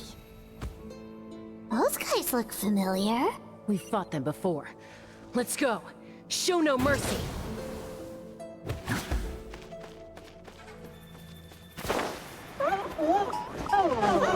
Now disappear!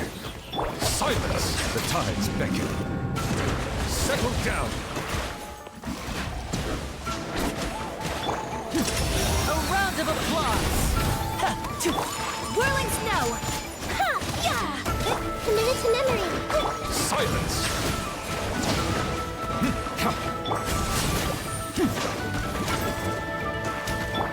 Take flight! Justice is blindsided. Let the mighty be humbled. And voila!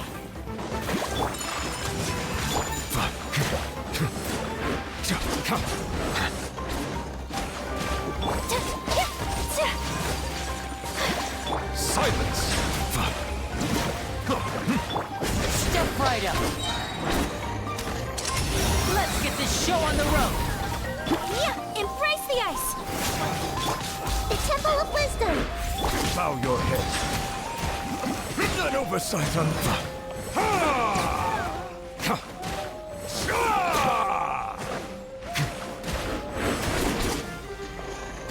Silence! Settle down! Be sanctified. And voila! My apologies!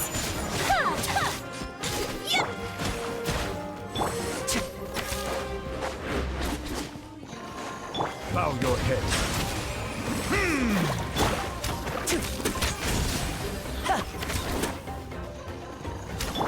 Whirling snow!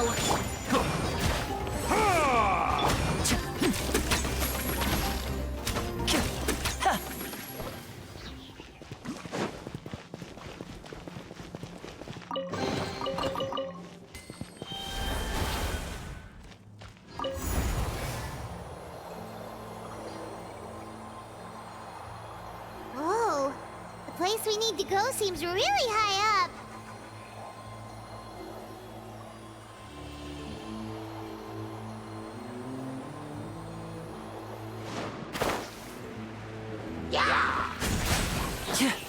Silence! Bow your head.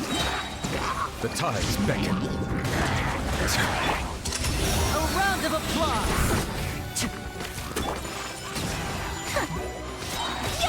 Sakura swirl! Now disappear! Settle down!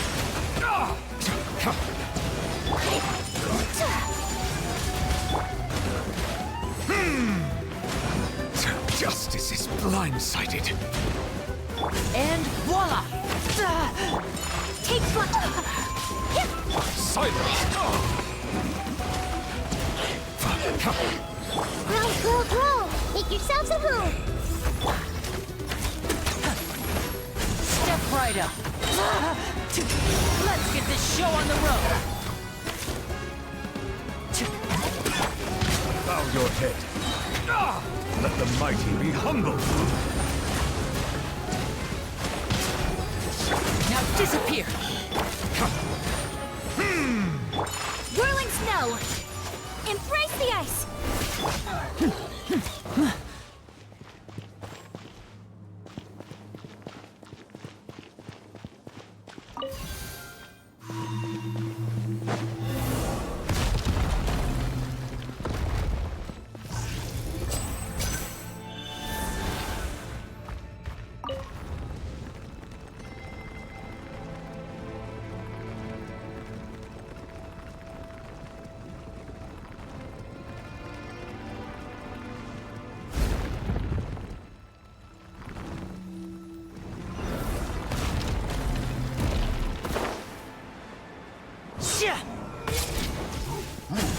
𝓓𝓸𝓳𝓸𝓂. Settle down. My apologies.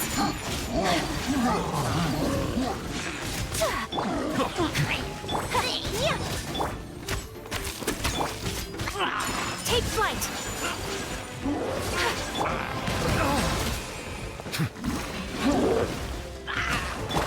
Sharing my knowledge. Commit to memory. And voila! A round of applause.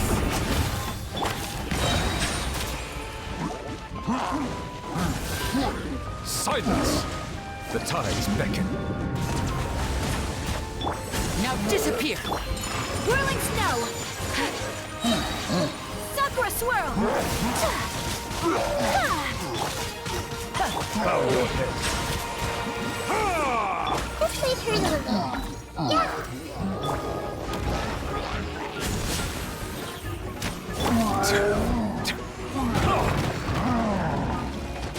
Silence!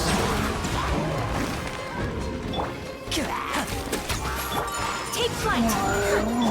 Make yourselves at home. Let's get this show on the road. Step right up. Bow your head. Be sanctified.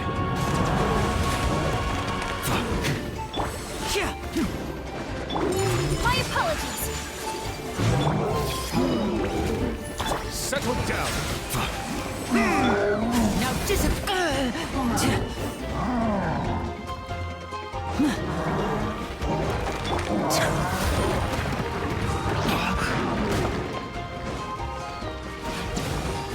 Silence! The tides beckon. Embrace the ice. Whirling snow. Settle down. A round of applause. Step right up. Take flight. Justice is blindsided. Bow your head. My apologies.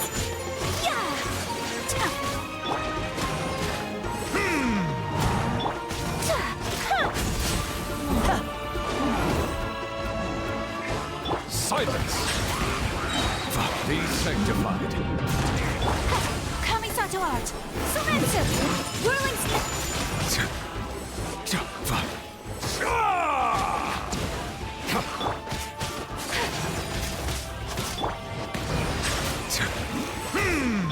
Take flight. And voila! My apologies.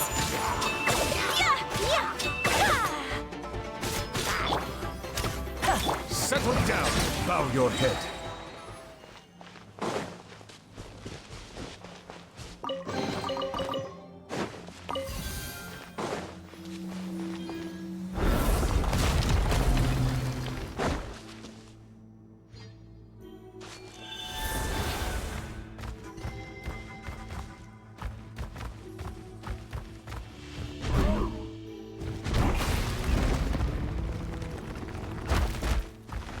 This is the final stretch. We just need to climb up, and we'll be there.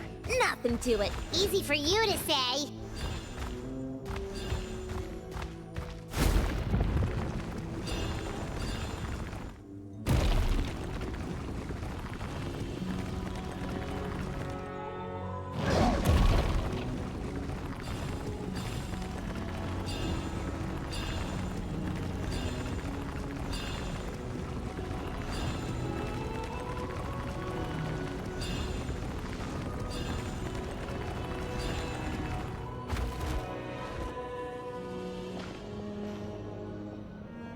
This must be the entrance the Pyro Archon told us about.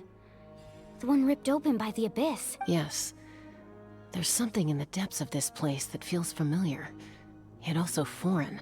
We actually have to go in there? Okay, Paimon just needs to psych herself up. Don't push her through before she's ready.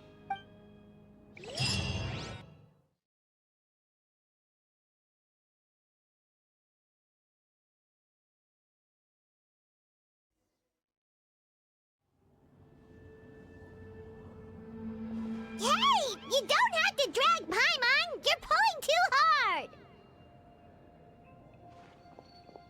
looks like we made it. This is the Night Kingdom. It looks so different from what I imagined in the stories. That overflow of energy is probably what trapped 𝐤𝐻𝐿 here in the first place. From this point forward, everything we know about the real world no longer applies. Anything can happen here. Paimon's more worried about how we're gonna make it out.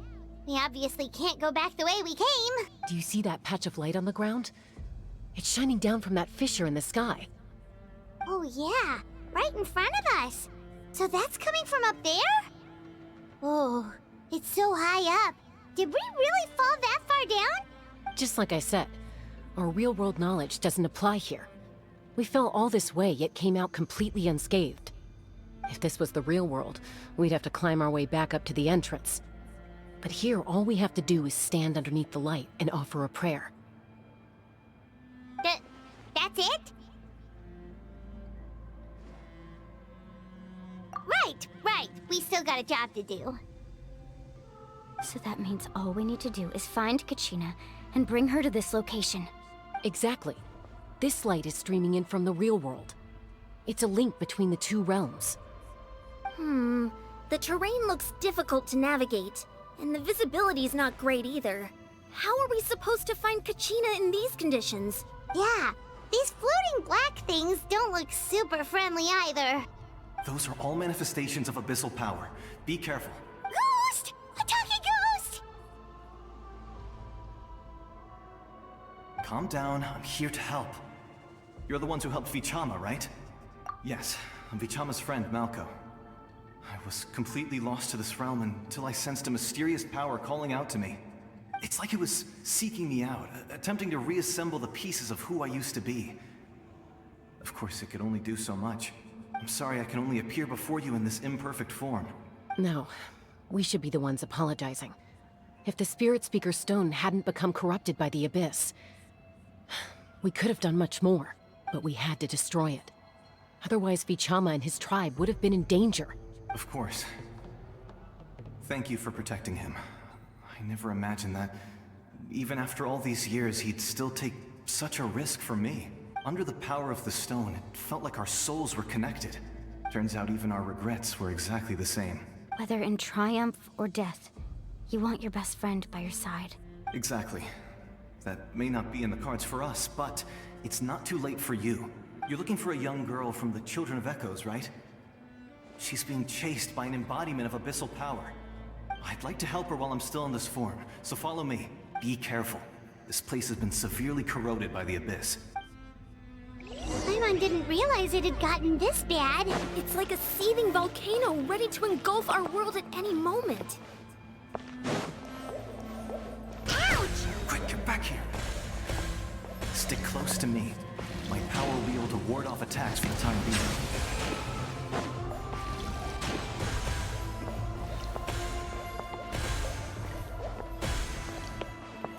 We won't be able to keep this up.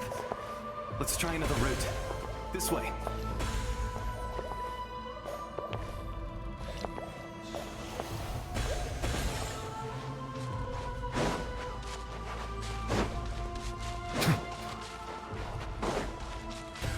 Not good. More monsters. We shouldn't waste our time on them.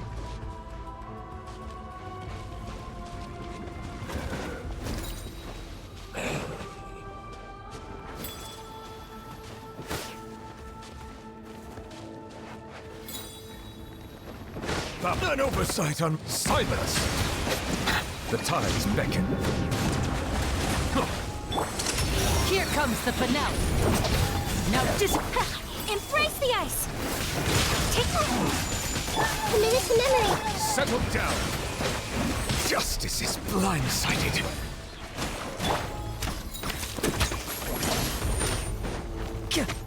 and voila!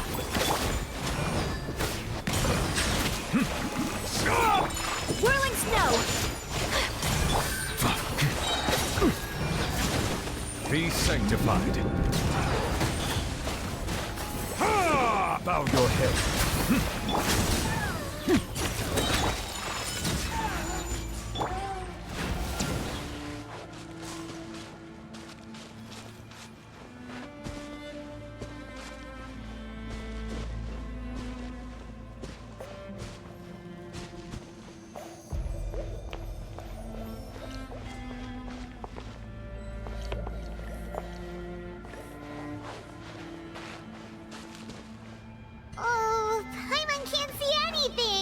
It's easy to get lost here. Just stick close.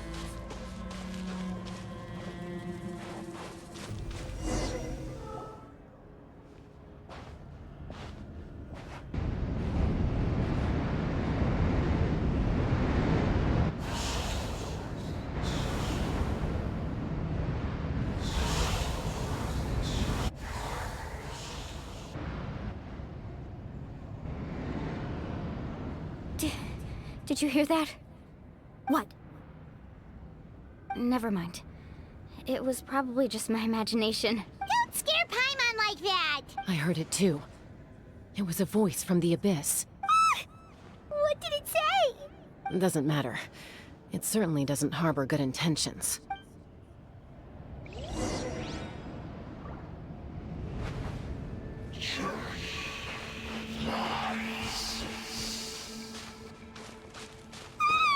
Paimon just heard it too! Let's keep going. Paimon wants to get out of this place!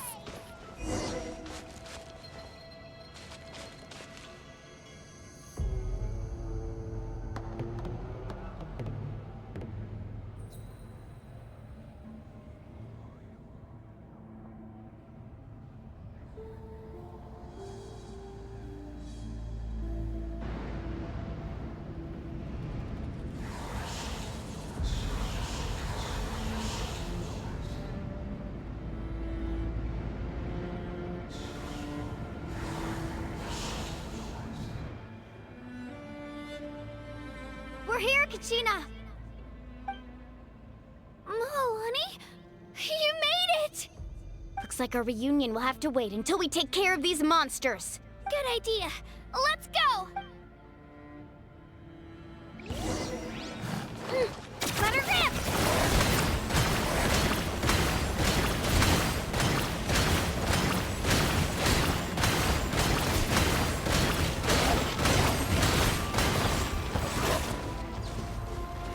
Silence! Bow your head. Now disappear!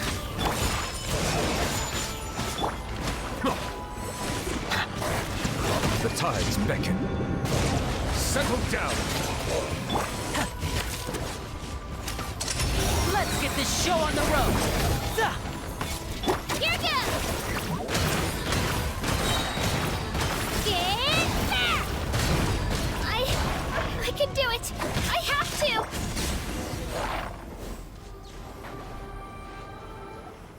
You're here! You're finally here! Thank you so much! That monster can appear from anywhere! It almost caught me a bunch of times. The 𝐬𝐽's power helped keep me hidden, so I just tried to stay out of sight until you got here. Atta girl. You did so well. And most importantly, you weren't hurt. Should we start heading back then? Actually, I have a request. Will you come visit the 𝐬𝐽 with me? I can't exactly put it into words, but something's wrong with the Ode of Resurrection. And I know it has something to do with the contamination from the abyss. That was the Pyro Archon's theory as well. Everything we've seen here certainly seems to back it up. In the Night Kingdom, there are 6 main totem poles representing the 𝐬𝐽 of each tribe. You can think of them like the body of each 𝐬𝐽. Additional totem poles, like the ones around here, serve as proxies to which the 𝐬𝐽 can extend their consciousness. There are countless proxies scattered around the Night Kingdom. Through them, the 𝐬𝐽 can extend their consciousness over the entire realm and track down souls no matter where they roam. But if a proxy were to become severely contaminated, then a soul could become lost within the Night Kingdom. Judging by the current situation, I don't think we're dealing with just one contaminated proxy. Even if we could drive back the abyssal power from one of them, that probably wouldn't even put a dent in the problem. Still, we can't just leave the 𝐬𝐽 to suffer. It's protected me this whole time. I agree. We might even manage to draw out the monster that's been hunting 𝐤𝐤𝐳. Getting rid of the monster might slow down the deterioration of the Night Kingdom.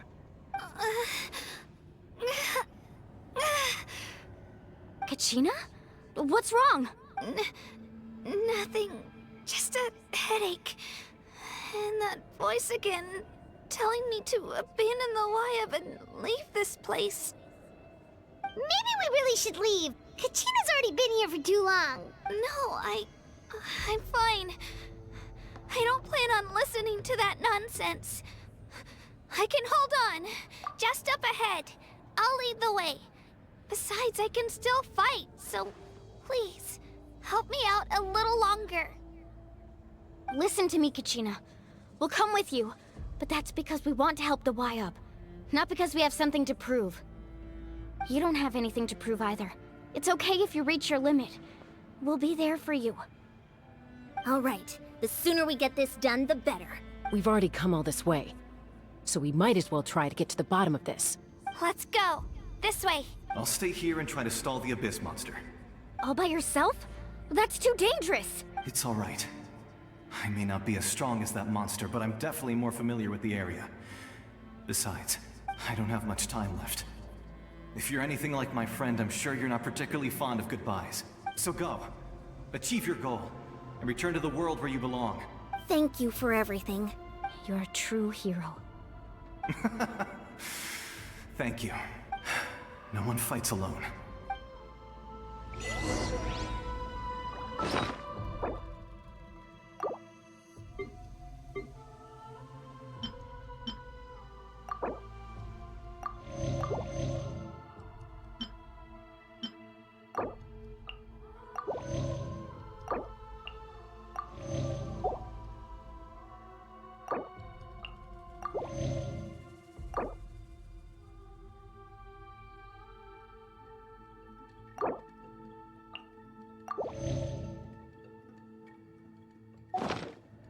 Does your head still hurt?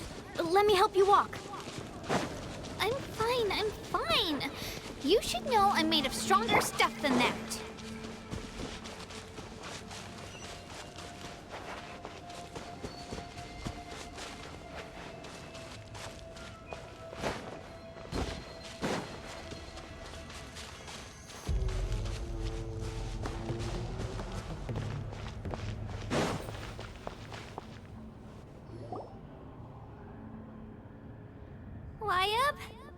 𝐲𝐽, I'm back. My friends and I are here to heal you. 𝐲𝐽, can you hear me? 𝐲𝐽? So we were right. The contamination is already too severe. It's preventing the 𝐲𝐽 from answering our calls. All right, get ready, everyone. Time to purge the abyssal energy from this place. Careful. We've got company. Already? You really think that puny soul could slow me down? Courage in the face of futility is pure folly. He tried to get in my way, so I disposed of him. You killed Malco? He would have dispersed with or without me. Rather than worrying about him, I would urge you to focus on yourself. You may have defeated others of my kind in the past, but underestimate me now, and it will be to your peril. No, the power of the Abyss is intoxicating. The destruction it seeks captivates like a masterful work of art. I strive only for the opportunity to see it up close. I thought this naive little girl was an exception, but it turns out humanity is full of lambs willing to offer themselves up to the slaughter. That is the tragedy of your short lives. You understand nothing of all-encompassing power. Ancient names, pride, friendship, all empty ideas invented to give you a false sense of self-worth.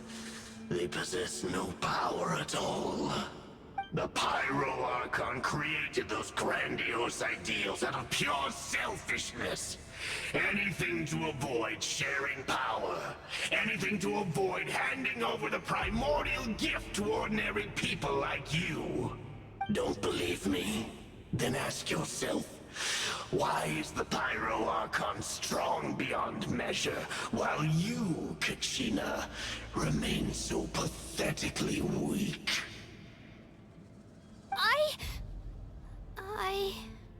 Kachina, give me your hand.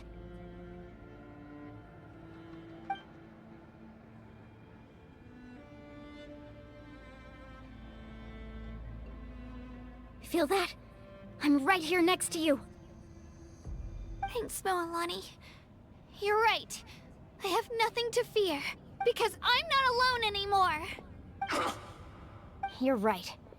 Maybe comforting ideals don't have any power, but you also couldn't be more wrong. You've never had to work for your own strength, so you will never understand the true source of our power. What? The courage we have to stand before you and not back down? It comes from our friendship. The power lies not in the ideal itself, but in our commitment to upholding that ideal, and in our decision to stand together and fight!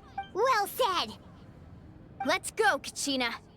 It shouldn't take more than 2 of us to handle an enemy like this. Sorry in advance, but you deserve what's coming to you! There aren't many in Natlan who can beat us when we're together. It's time he got a taste of that kind of power. From the ashes, let the flame Check this out! Best of luck! Right here! The power of flame compels how brightly burns the truth! Clear the area!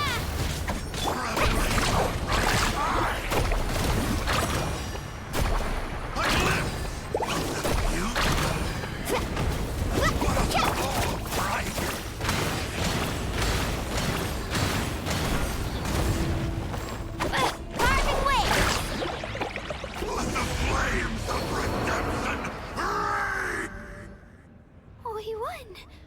We actually won! That's what he gets for underestimating you two. Fantastic work, 𝐤𝐻𝐿. Absolutely fantastic! This makes me so unbelievably happy. I'm happy too, Moalani. Together we really are unstoppable! Huh? What's happening? My ancient name is glowing? But I thought I didn't bring it with me. It's probably a projection from the real world. But that doesn't explain why it's glowing all of a sudden. Wait, does that mean you're...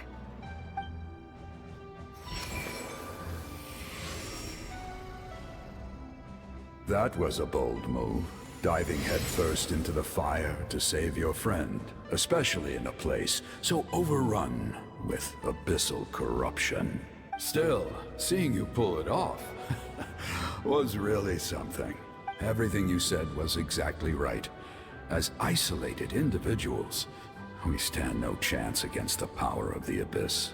It took years' worth of scars and lots of unnecessary suffering for me to understand that for myself. The Pyro Archon's plan will unite us as one. Everyone has a part to play. Only then will we have the power to defeat the strongest of foes. Who are you? Tupac, a warrior from the people of the Springs. I fought against the Abyss during the invasion 500 years ago. I've heard that name before. You were the giant who saved all of Natlan. Since you were able to awaken my words from your ancient name, that means you have fully embodied the aspirations of the 𝐤𝐬. Under the name 𝐤𝐬, you shall unite the tribes and save Natlan from its impending doom.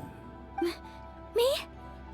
As long as blood still runs through your veins, even the tiniest spark of steel against stone can ignite a flame. Its blaze will become one with our vision for Natlan. Even amid everlasting darkness, our bonds remain eternal.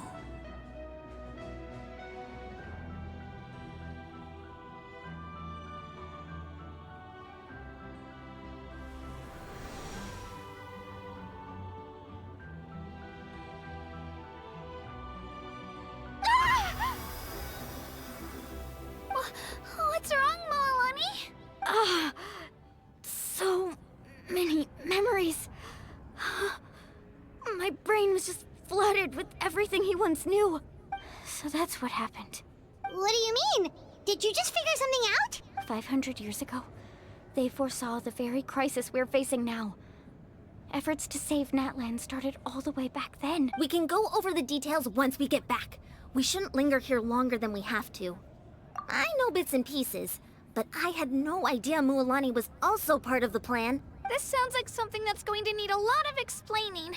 Let's focus on saving the 𝐲𝐻 first.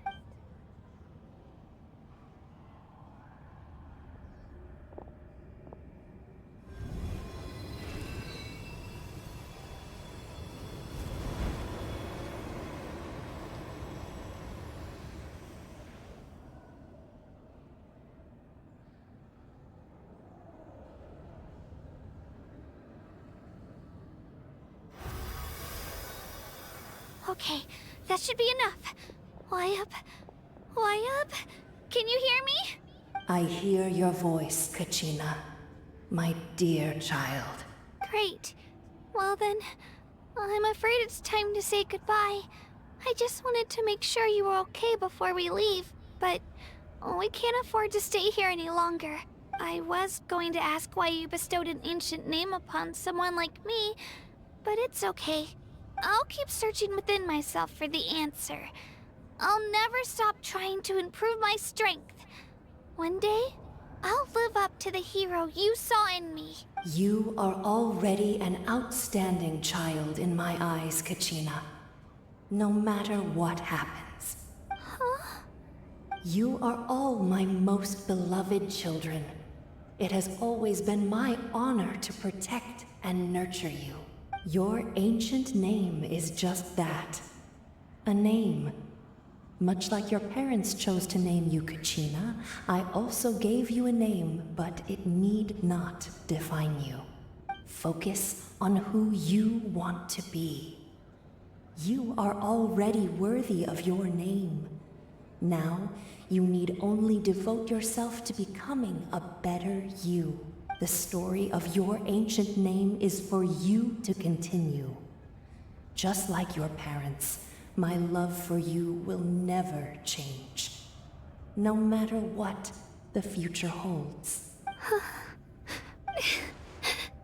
Thank you, 𝐲𝐻. It gladdens me to see the Pyro Archon's plan move another step towards completion. But it is time for you to leave this place. The situation here is getting worse. Go now, my children.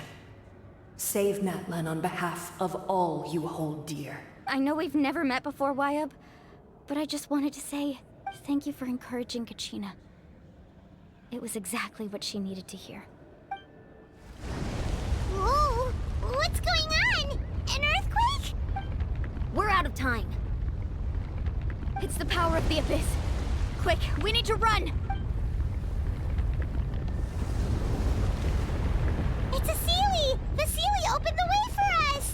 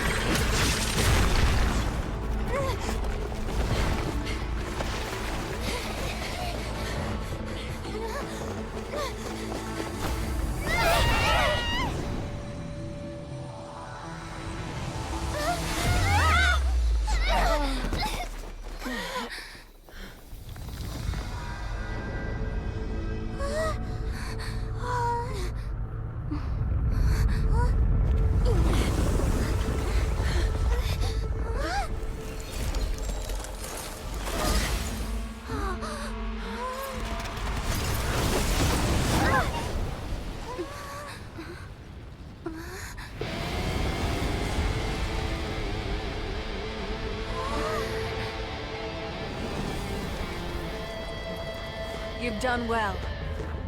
Now come home.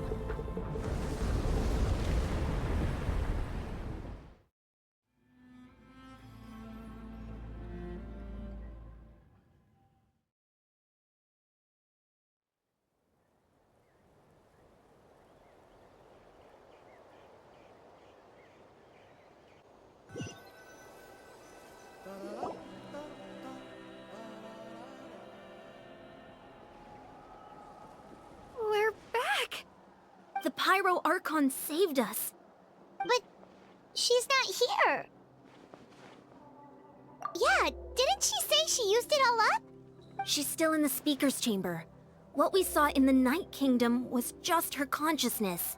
So you're saying her consciousness did all that? Every great display of power comes at a price. You must feel terrible, 𝐤𝐤. Just hold on. We'll get you to a doctor soon. Let's get back to the stadium. The Pyro Archon said she'd have a doctor waiting for us. I recommend getting a full checkup, just to make sure no damage gets left behind. Paimon feels okay. What about you, Traveler? Right.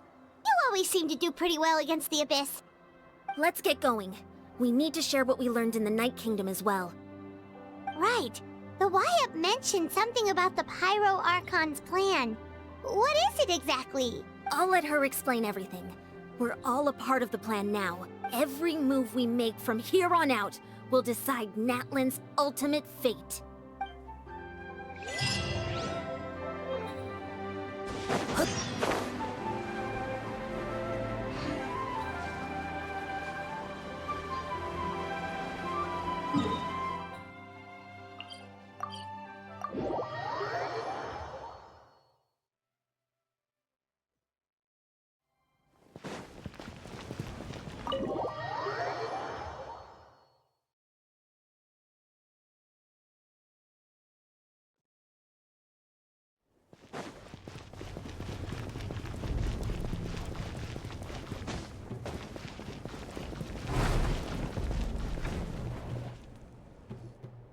Huh. There's a lot less stuff here than before. It's good to see you all here in one piece. I know you must have a lot of questions, but let Koichi check you over first. It's best not to let any lingering effects of the Abyss go untreated. Thank goodness you made it back. I came here as soon as the Pyro Archon told me about your plan. Take a seat, everybody. I'll examine you one by one.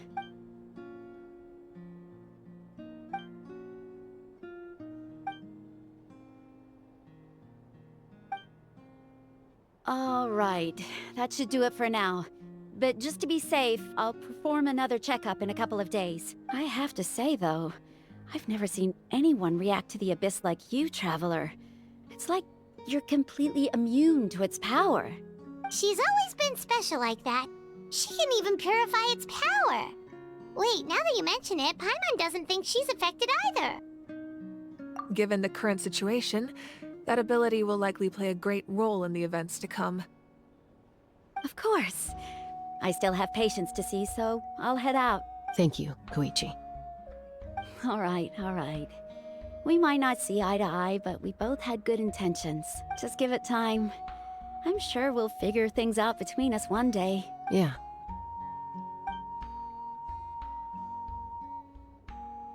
All right. There's so much to discuss, I don't even know where to begin. You've seen it for yourselves now. The devastation in the Night Kingdom. I'll get straight to the point. Natlan is on the verge of destruction. It's very possible our nation has less than a year before total devastation. Huh? No. That can't be true, can it? That's right. But I've only ever disclosed that fact to the handful of people working with me to save this nation. Our looming destruction is not a recent development, but the inevitable conclusion of the disaster the Abyss initiated 500 years ago. Mualani told us a little bit about that. 500 years ago, all the nations of Teyvat were invaded by the Abyss. Unlike the other nations, Natlan never had stable and deep-rooted ley lines, so we suffered the worst of the invasion. The battle against the Abyss was exceedingly long and brutal. In the end, victory came at the cost of our civilization and countless lives. Even then, it took centuries of solving the disasters caused by the Abyss to finally achieve the peace we know today. And still, this is but a superficial victory. The forces of the Abyss have merely been driven back underground. Their threat to Natlan remains as real as ever. I'd never have guessed. The problems plaguing the Night Kingdom are all the more complicated because that realm is essentially functioning as Natlan's ley lines. Immediately after the war, our calculations estimated that we would have a maximum of 500 years before the Night Kingdom was completely lost to the Abyss. But at that time, we were a nation of the destitute. Our people no longer believed in victory, nor did they hold hope for the future. Our civilization was dying, our faith crumbling, and the line of power passed down from the 𝐤𝐬𝐽 nearly severed.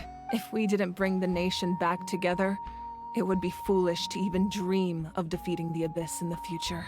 So, the Archon had a long and involved discussion with the heroes of each tribe, and finally came up with a 500-year-long plan to save Natlan. So that's what happened. After finding 𝐤𝐻𝐻, I encountered a strange figure who gave me a series of new memories. Since the plan was mentioned in those memories, I guess I've been chosen to play an important role in it. But there's still something I don't understand. Those memories showed me the Pyro Archon from back then.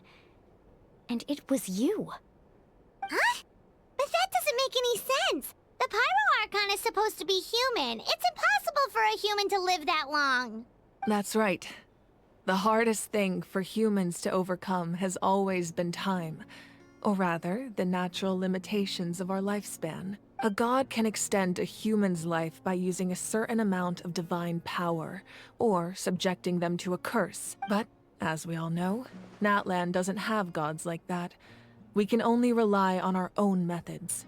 A human life is like a flame destined to be extinguished. 500 years ago, I placed my life within the sacred flame. Only by dying before my time could I have the chance to wake up again. So, in other words, this is your second life? Yes. We only managed to defeat the Abyss all those years ago because the tribes came together as one. If the Natlan of the future was to have a fighting chance, the Pyro Archons that came after the war had to rebuild the decimated tribes. The goal was to reunite the people and restore the strength of each tribe's 𝐤𝐬𝐽. Once a tribe was back to its full strength, the tribe's 𝐤𝐬𝐽 would select a hero, indicating the tribe was once again ready for war. The Chosen would then stand by my side in defense of our nation, just like great heroes of old 500 years ago. So that means I'm one of the Chosen? That's right. You bear the ancient name 𝐤𝐻𝐻, the same one held by the hero from your tribe 500 years ago. It means unity.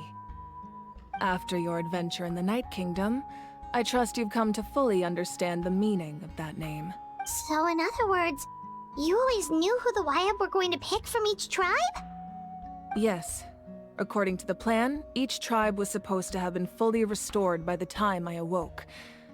But something went wrong along the way. The 6 heroes successfully inherited the ancient names from 500 years ago, but the intel regarding the plan wasn't passed on to them. Once again, it comes down to the deterioration of the Night Kingdom. Communication between the Sacred Flame and the 𝐤𝐬𝐽 has been blocked. Just like how the Ode of Resurrection failed to bring 𝐤𝐻𝐻 back. Exactly.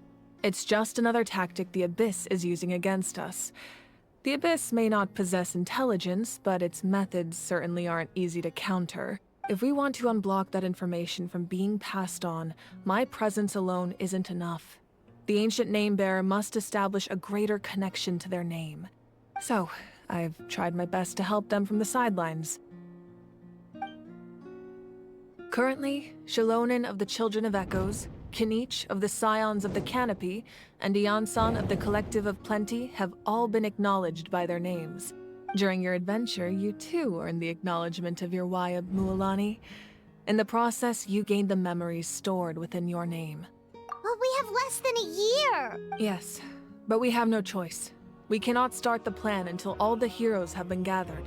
That's also why I haven't been able to take action despite the urgency of the situation. But if you knew this whole time, why didn't you just tell me about my role in all this?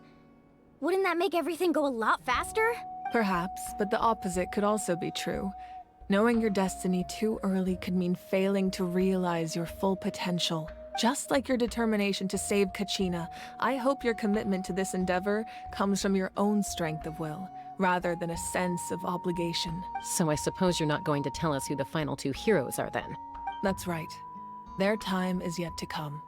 Putting pressure on them beforehand will only hinder their development. I can only trust in the judgment of the 𝐤𝐬. I have never believed I could solve this crisis alone. In fact, it was precisely because I chose to trust and rely on others that we managed to get this far. Natlan's salvation lies not in its Archon or any singular individual, but in us all. You're quite perceptive, aren't you? I thought I might get away with avoiding the topic. Huh? Oh, right! All the stuff you stored here before, where did it all go? Even though I sacrificed my power, I still needed a contingency plan to ensure you would make it back from the Night Kingdom. After all, I was the one who allowed you to take that risk, and Mualani has an important role to play in my plan. In addition to their sentimental value, the items I stored here held a much more important purpose: fuel. Fuel? Ah, so back then, that's why you... Yes. The stories embodied by those items are certainly important, but there's an even more significant trait they all share. Every item belonged to a hero of Natlan. Over time, they became imbued with a certain amount of contending fire from being carried in battle. On their own, each item's power is limited, but together, their combined effect can prove quite useful in a dire situation. By burning those items, I was able to activate the contending fire stored within them to open the boundary between the two worlds. It was a rather crude approach, so all their power was depleted in an instant, as you can see. But weren't they all precious treasures? What about their stories? That's exactly why I dragged you all here. No matter what, I never wanted the Pyro Archon to have to use that power. Oh, I'm so sorry. You have nothing to be sorry for. You all deserve my thanks, actually. If you hadn't saved the totem pole, that area of the Night Kingdom would have been forever lost to the Abyss. And then, it would only be a matter of time before the Children of Echoes was met with disaster. Besides, when those heroes entrusted their belongings to me, or the Pyro Archon of their time, it was out of a desire to contribute to Natlan's survival. If they knew those items helped save the present-day heroes of Natlan, they would not mourn their loss. Even when you put it that way, I still feel bad.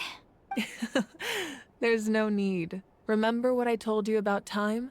The people and the events of the past are never truly lost to us. We simply carry them with us in a different form. In that sense, we didn't lose anything at all. If you still have regrets, let them fuel your resolve in the battles to come. Your deeds will become new legends and nurture new forms of power just like the items once stored here.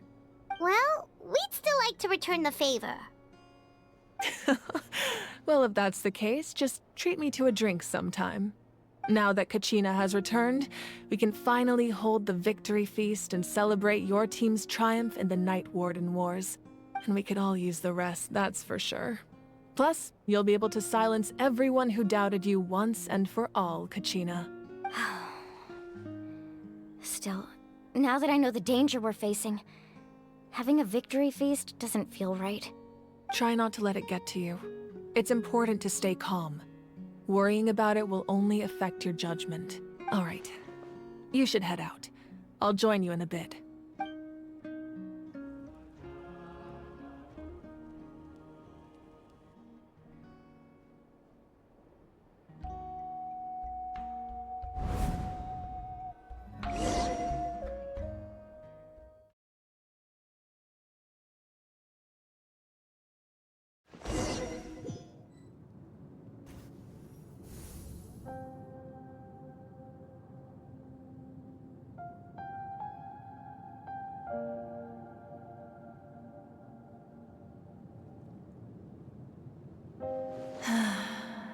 When I was young, I used to sit by the hot springs and listen to the stories of warriors from all over Natlan. They attract people from all walks of life. Friends come easy here, no matter what tribe you're from. The people of the springs have never claimed the hot springs as their own private property. They are there to bring all hot spring buddies together. It's been really nice, seeing the children of my tribe get older.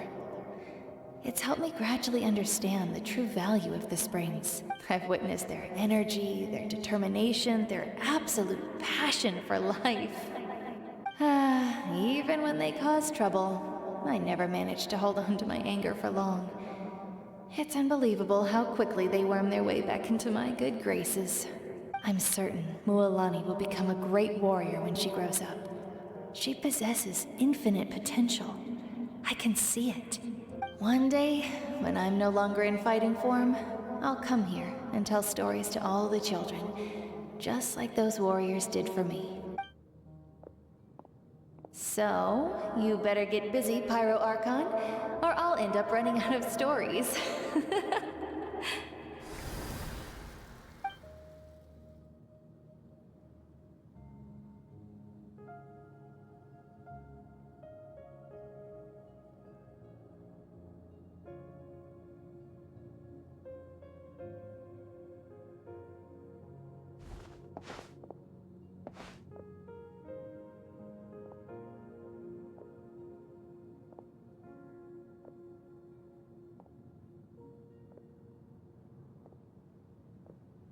Our nation is engulfed in darkness. Our tribes stand divided, and yet you promise victory in the distant future. The Abyss is a cunning enemy, one that I faced in battle many times. Were that not the case, I would never understand exercising this degree of caution. My rage will never know absolution, and my power will no longer aid you in victory. But you came to me because you knew you could convince me with just a single sentence. I understand your choice. The heroes of today will forge the path ahead with blood and fire. Just remember to earn us the victory we are owed. Otherwise, rest assured, I'll find a way to collect the debt. For Natlan.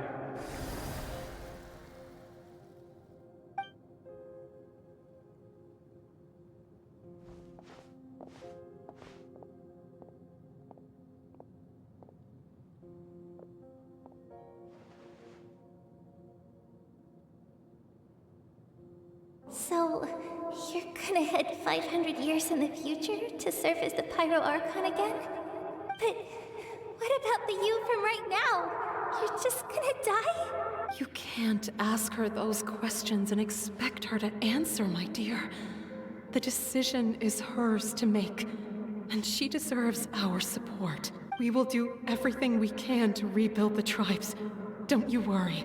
Even across time, we will all do our part to fight for Natlan's future. Yeah, Mom's right. We'll always believe in you, sis. Oh, seriously though, Dad should be here. Where is he? I imagine he didn't know what to say, so he chose not to come at all. Don't take it to heart, my dear. That's just who he is. Just remember, no matter what happens in the future, we will always love you.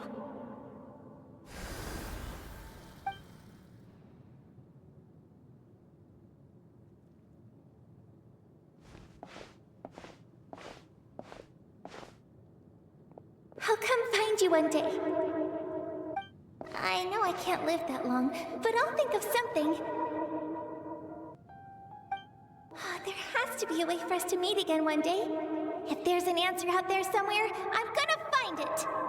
So, don't forget about me.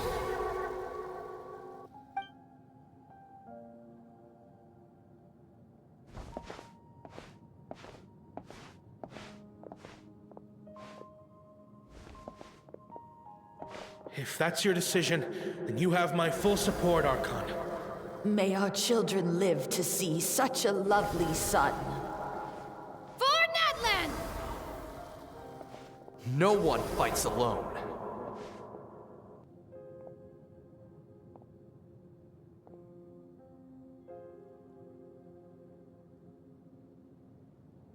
The rules are my legacy.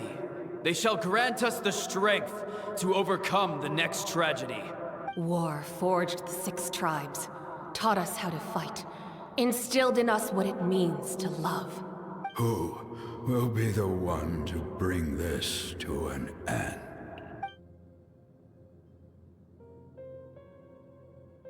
We are the inheritors of memory and legend. Those who grew alongside sun and wind. Those who forged our own destiny and future. That is Natlan's fire. The lifeblood of our nation.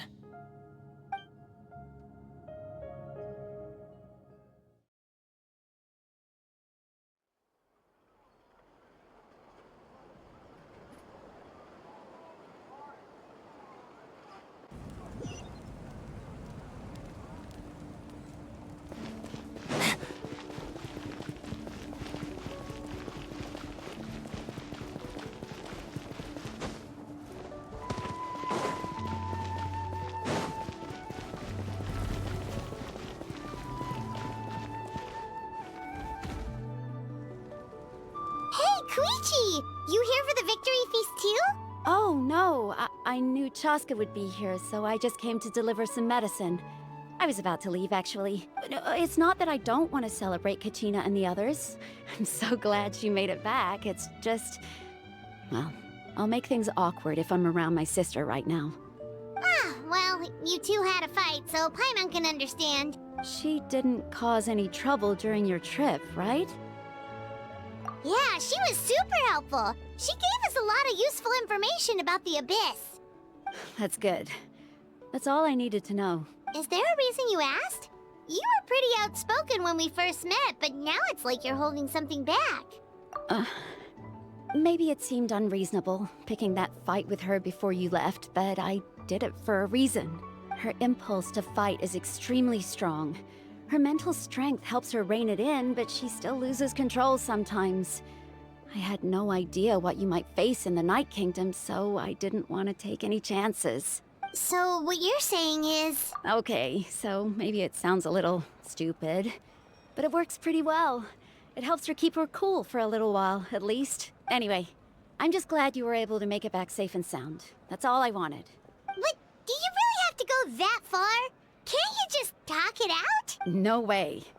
𝐤𝐴sca never opens up about her own pain, especially to her family.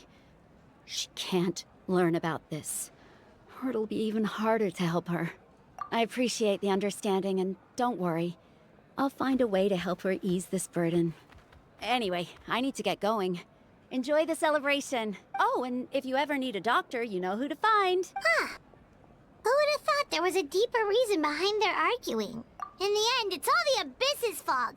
Paimon's had enough of them.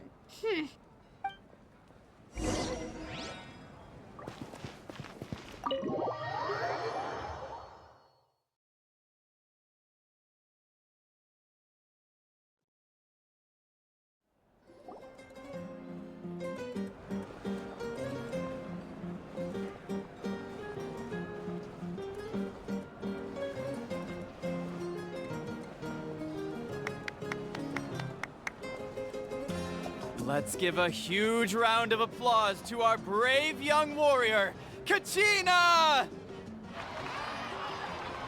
Woohoo! Well done, 𝐤𝐤𝐵. Thank you, everyone. I'm so glad I finally made it. I always knew you could do it. With so much potential at your age, you have a great future ahead of you. You're one to talk. Don't think I didn't know you were the first person to abandon your team. I'll be dealing with you when we get back. I had no choice. My friend invited me. I couldn't just say no. Oh, really? So you weren't just trying to get ahead in the first round? I wasn't, I swear. I just happened to find that bearer injured in the wild, so I stopped to bandage his wounds. When he insisted on repaying the favor, what was I supposed to do? I'm just one person. I figured 𝐤𝐤𝐵 would have no trouble replacing me.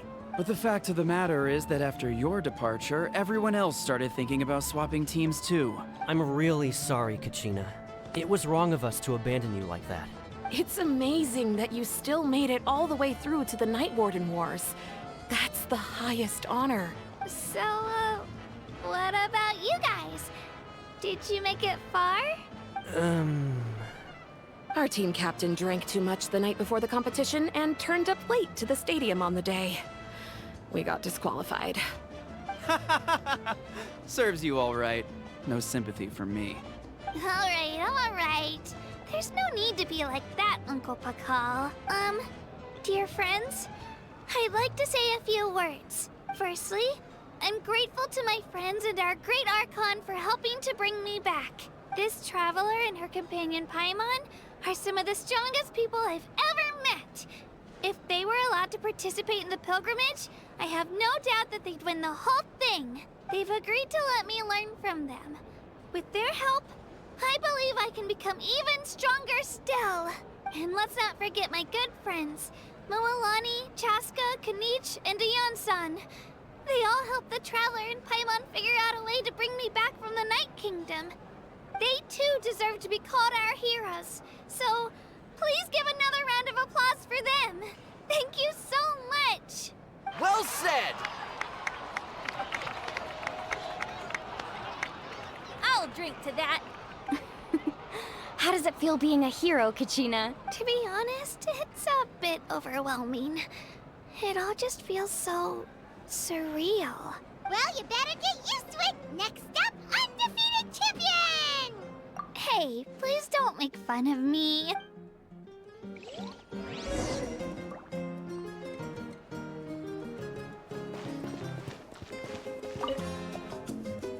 Ah, you're here. Have some fruit juice. I got it specially for you two. How did you know? That's Paimon's favorite! You look like you've still got questions. Ask away. Because they had their own lives to live. The thought of telling them, abandon your families and everyone you love, and come with me to the end of time, for in 500 years Natlan will be destroyed, it seemed too cruel. You could just as easily point out that everything in this world would come to an end eventually. But life is short. And beyond a point, it just doesn't seem real. Imagine if I said, let's leave right now, and go save the sun because it'll flame out in a few million years. It would sound quite ridiculous. I couldn't make them shoulder that burden with me. Besides, every generation will have its heroes, this one included. The plan could still work without them, or, of course, without me. But since I was the one who came up with the plan, I felt duty-bound to see it through to the end. Paimon's suddenly remembering that portrait in your room. Was that your family from back then? Yes, it was. So when you asked me who my sister grew up to be, the truth is that very little information survives. From what I've been able to piece together, I can conclude with a reasonable degree of confidence that she ended up as an architect and artist.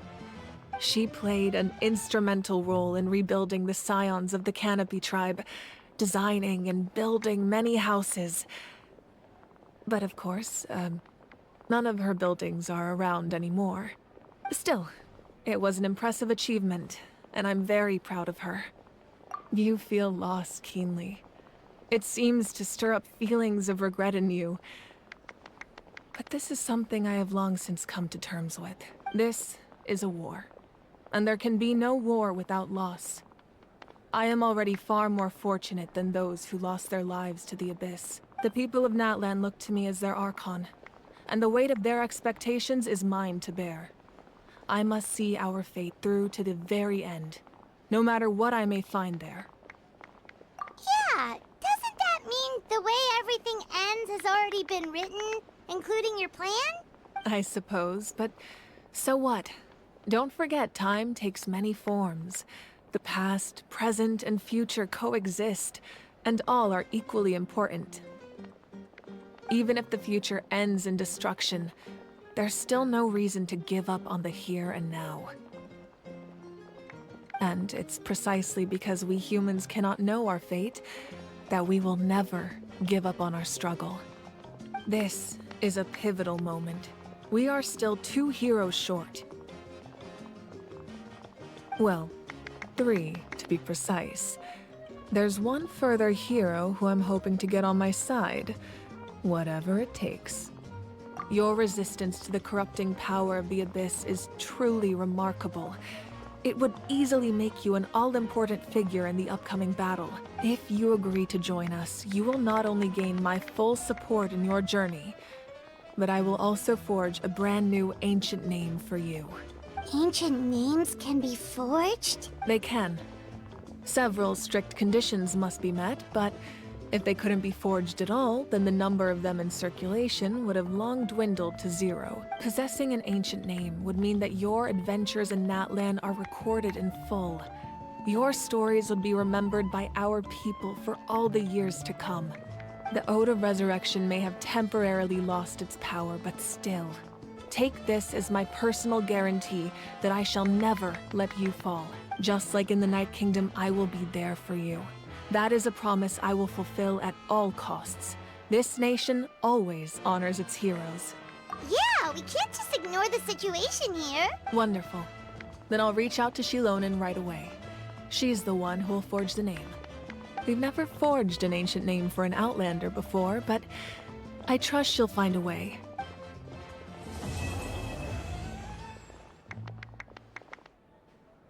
My lord, we've received word that the Pyro Archon has lost much of her power. Although your injury complicates things, this is most certainly the opportune time to seize the Gnosis. Victory and defeat are rules, not outcomes. I have never taken advantage of an opponent in a time of weakness, and I don't intend to start now. As for you, I must confess, I did not expect that little trick of yours to save the day. No matter how dense the fog, as long as the sun remains, we cannot turn day into night. She could have dispelled it. She simply chose not to. You don't have much time, and you're injured on top of that. What do you plan to do next? I'm beginning to see just how useful you may turn out to be. You heard something from here, didn't you?